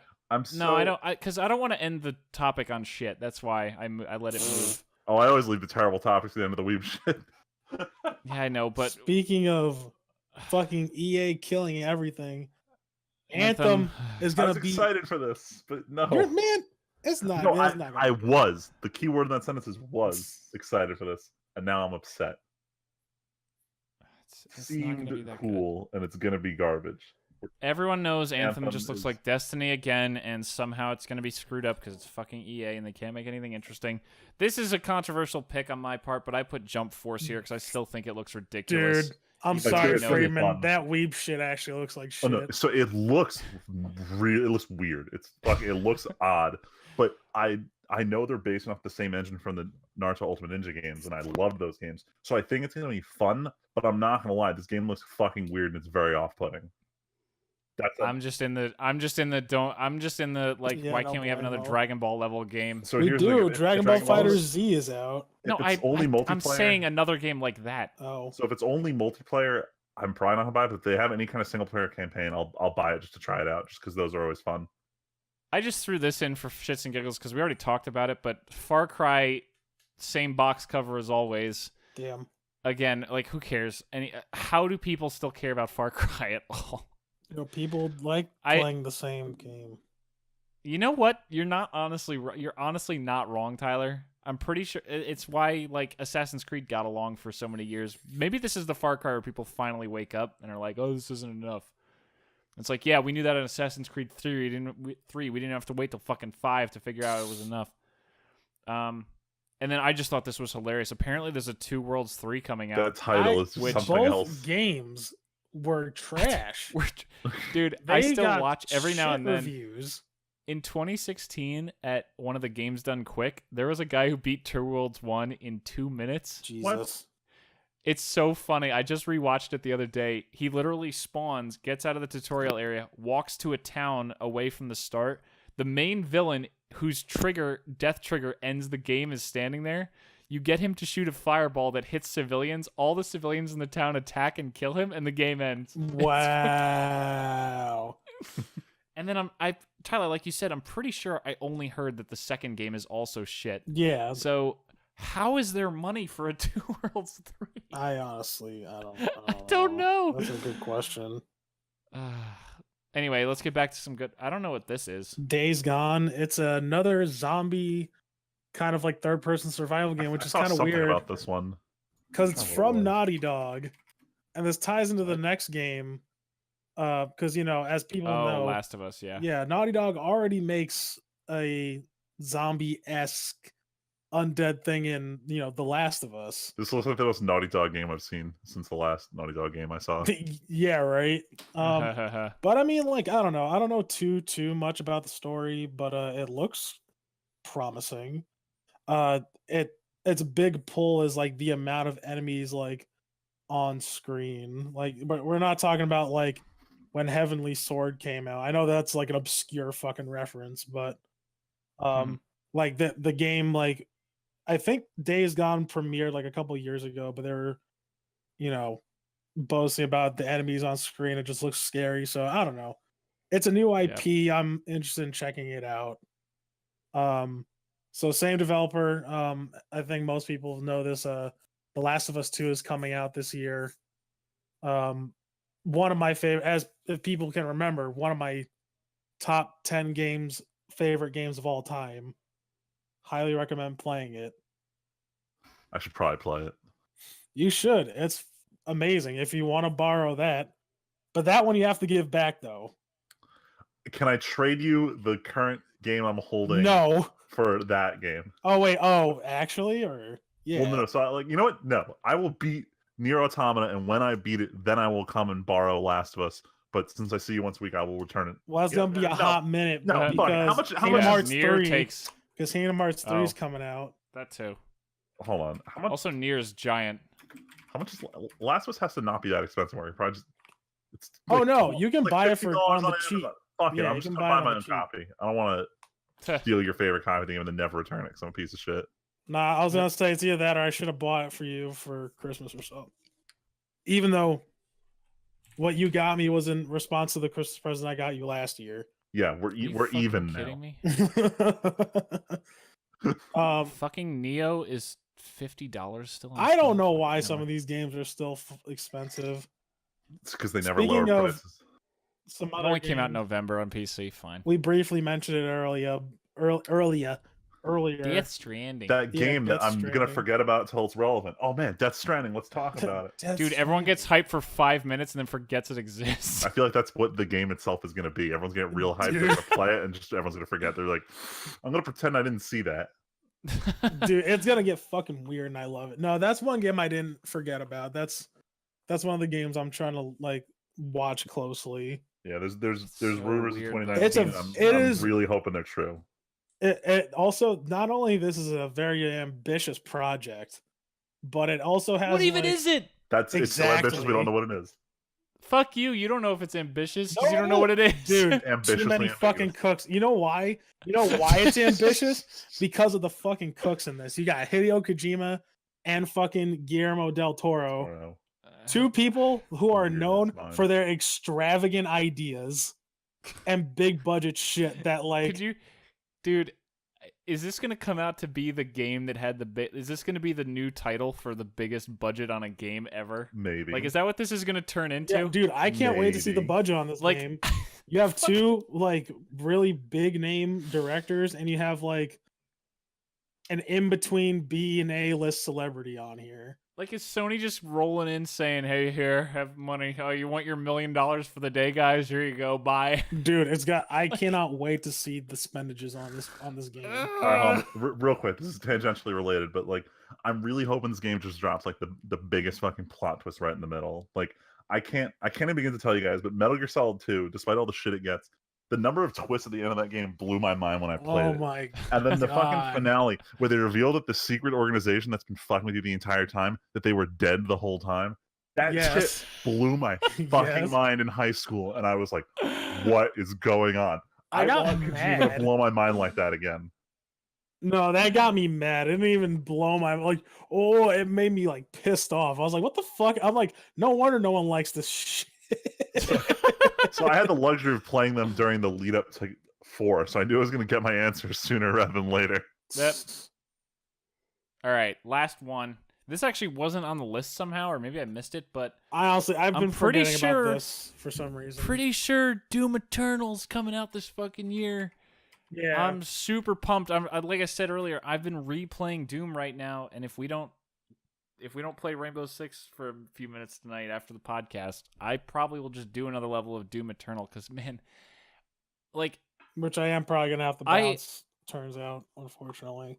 that's fine. 'Cause I figured because guess after who- 10 also. Guess who didn't eat dinner?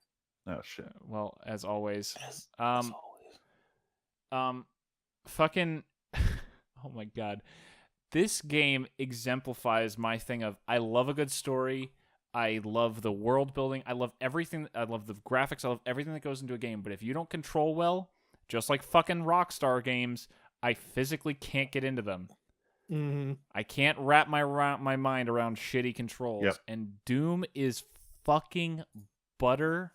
It's butter. It's so easy. It's so perfect, and it controls like a dream. And I can't wait to see how dumb the story is in Doom Eternal. I can't wait, Tyler. I can't wait. Remember the trailer with the fucking BFG like 20 million, the Oh, giant yeah. cannon? I can't wait for like the Doom Marine to like get into the barrel and get shot into space or some dumb bullshit. Like, It's gonna be a little ridiculous. or he's just gonna like do like one of the anime things and just pick up the gun, and it's gonna zoom out and he's like holding the gun on his shoulders and he just like shoots the earth with it or some dumb, like, it's gonna be so stupid. It's gonna be so good. I just replaying that game, I started a new campaign, and like every little moment, like, oh, when Hayden's like, "Hey, don't break these energy converters, just turn them off," and the Doom Marine's like, Smack. "Nah, fuck it," and he just steps on it and smashes it. You just cost humanity's future, but we'll deal with that later because we need to close this portal to hell. Yeah, it's pretty great. It's so awesome, and like, It knows its all the audience, guys- and they dude, what? don't pull. any Remember the punches. holograms? The holograms as you walk around, where it's like, "Don't forget to attend your ritual sacrifice." This Oh week." yeah. Freeman, you never played Doom, No, right? I'm letting you guys enjoy this conversation. It's Freeman. Talk about subtle world building. There's like, like the posters, the motivational posters. Yeah. This game has motivational holograms that Yeah. appear when you walk next to them, but they're all about like, "Don't forget to study up on your hell energy. Oh, just like Literally. weird out of Don't- place reminders. We are looking for more No, volunteers for the next month's that's- sacrifice. That's the thing. Please though. apply with your manager." And it's like the funniest fucking thing Like everywhere. if you let it run in the background and like you catch a couple words, you're like, "Oh, I guess this like seems in place with like what's going on, right?" And then like you stop to list, like really focus on it, and Yep. you're like, "Whoa, Wait, this is stupid. whoa." Like, and it's so perfect because at the end of a fight, you'll like go to a door into the next area, and next to that door is a hologram pad. And the guy pops them as like, "Welcome to UAC's military research wing, where all of the guns in the best guns in the galaxy are designed and perfected." And it's like this super cheery voice, and it's this perfect cadence between super intense combat and then holy shit, that's funny and goofy. It's so fucking and the gun. I can't wait for Doom Eternal. It's gonna be pretty cool. It seems hard to fuck it up, which is impressive considering I didn't put Rage 2 on the shit or not shit part of this list, but that's also coming this year. And having just replayed Rage 1 a little while ago, I'm like, man, I'm much less excited for Rage 2 after I reminded myself why Rage 1 wasn't that good. And you just play a better game in the same engine-ish, and just play Doom when that comes out. Well, yeah, Doom game. wasn't out yet. Oh, you mean Rage 2? No, when that game comes out, you just be like, oh, yeah. Let me just play a good game, a good shooter, because Doom 2 is gonna be lit. If it's the same team as Doom 1, I don't see them fucking it up. They could literally put out a level pack for the first game. And I'd probably be okay. It's one of those games because you don't give a shit about the story at all, and it doesn't matter. Nope. But that's the thing. That was a part of their whole design philosophy. Like they made a loose story, and they had all this other stuff, and they're like, "Yo, the only thing that's really gonna be super prominent is like the quote unquote key stories, and we're just gonna tell you like stroke your dick and tell you how much of a badass you are throughout the entire game." I don't think there's a single cutscene in that game, quote unquote, where that's longer than like a minute and a half. Yeah. That's like in Hayden's office. My favorite sound bites though are when they talk about the Doomslayer, because you're like, oh, they talking about me. That's me.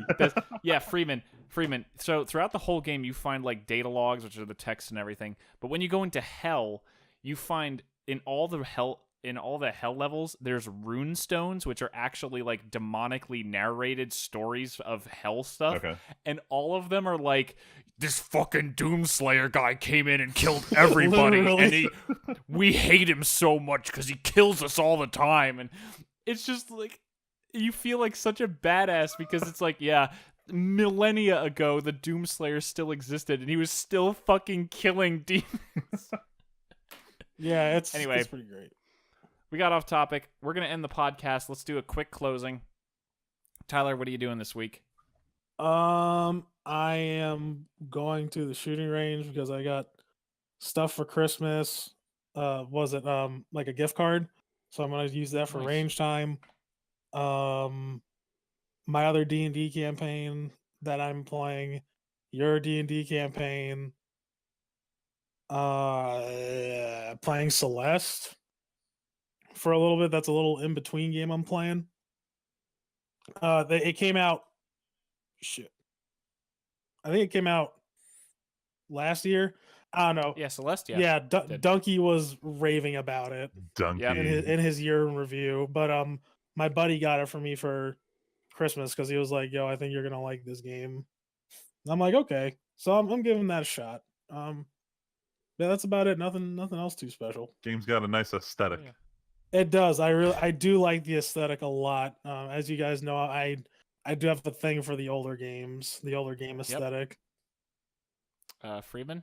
So in preparation of Kingdom Hearts 3, I'm watching all of the Disney movies that are going to be featured in it that I haven't seen yet. So on Saturday, I watched Big Hero 6, and it was really good. Oh, what'd you think? Yes! Yeah, I really liked it. Nice. The main character's a little piece of shit for most of it, but everyone in that movie was really good. But Baymax was... I did not expect to love as much as I did. He was the best. It was great. So the two that I have left right now, I think, are just Rapunzel and Frozen. I think I'm going to do them in that order. I'm not super excited about Rapunzel, but hopefully it's good. I thought it was good. I know. I'm trying not to let the hype surrounding Frozen ruin it for me, but I'm just going and expecting it's going to be a good movie. So I liked Frozen. I liked, Tangled? Right, that's the movie. That's the actual name of the movie. Yeah. So yeah, I gotta watch those two. I'll probably just watch Tangled this weekend and then save Frozen for the next one. But in terms of games, Guild Wars 2 had their new big content patch, so I gotta run through that. Overwatch is running a new special. They had this new comic this week featuring this new Anna skin. They revealed Soldier 76 is gay. The community is like really up in arms about whether this is okay that they keep just like coming out with characters and expecting fanfare. But regardless, they did the same thing they're doing with the Diva Cola skin, where it's you have to win 9 games over the next 2 weeks to get the skin. So I already won 2, so I got to win 7 more games before 2 weeks goes by. Okay. Oh, nice! I already won like 3 last night. Well, no, the patch went live today. Damn. Got him. So 0 out of 9, Tyler. 0 out of 9. Never mind. Let's start over. Let's do I this. still have the last stage to beat on Kingdom Hearts 0.2, the Kingdom Hearts 3 preview, essentially. The last cutscene is literally the opening of Kingdom Hearts 3, so I want to beat that and watch that for myself before Kingdom Hearts 3 happens. But that should be it for this week.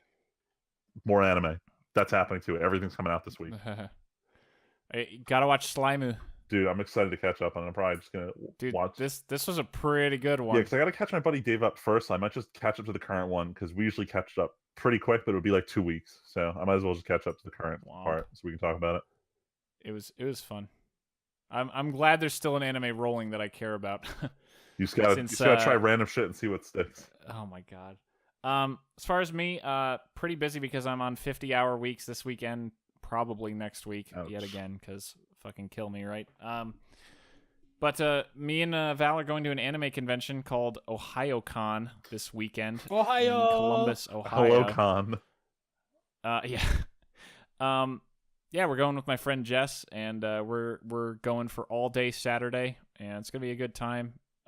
Hopefully, we've never been there, but we're finally trying to go before we go to Colossal Con in June with Friedman and Luigi, which is hopefully also going to be a fun time. We need to actually we gotta sit down and plan talk our about reservations that. and shit. Yeah.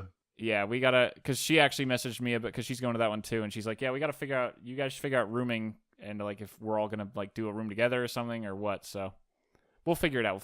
Other than that, I recorded the voiceover for my birthday videos for this year yesterday, and I'm gonna edit that tomorrow. Just do my normal basic editing. It's basically just a solo podcast every year.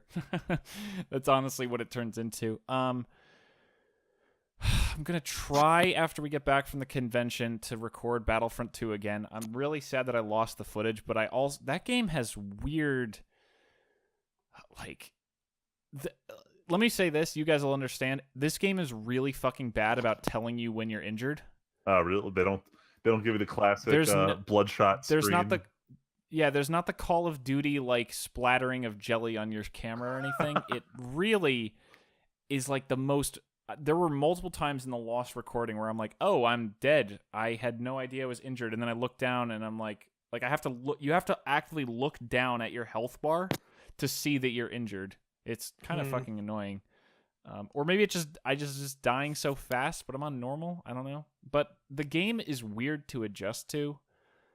But maybe it's just been so long since But they have all the dumb card system and everything, and I just don't care. But flying, I did do some flying in a TIE fighter, and I want to play a whole game of that.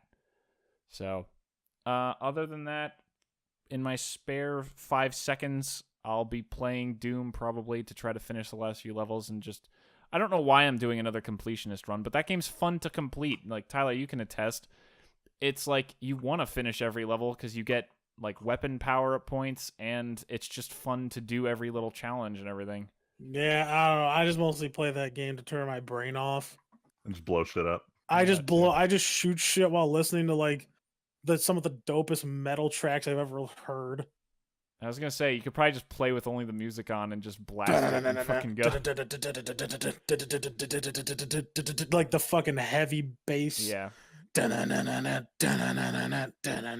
Like the game's just a fucking masterpiece.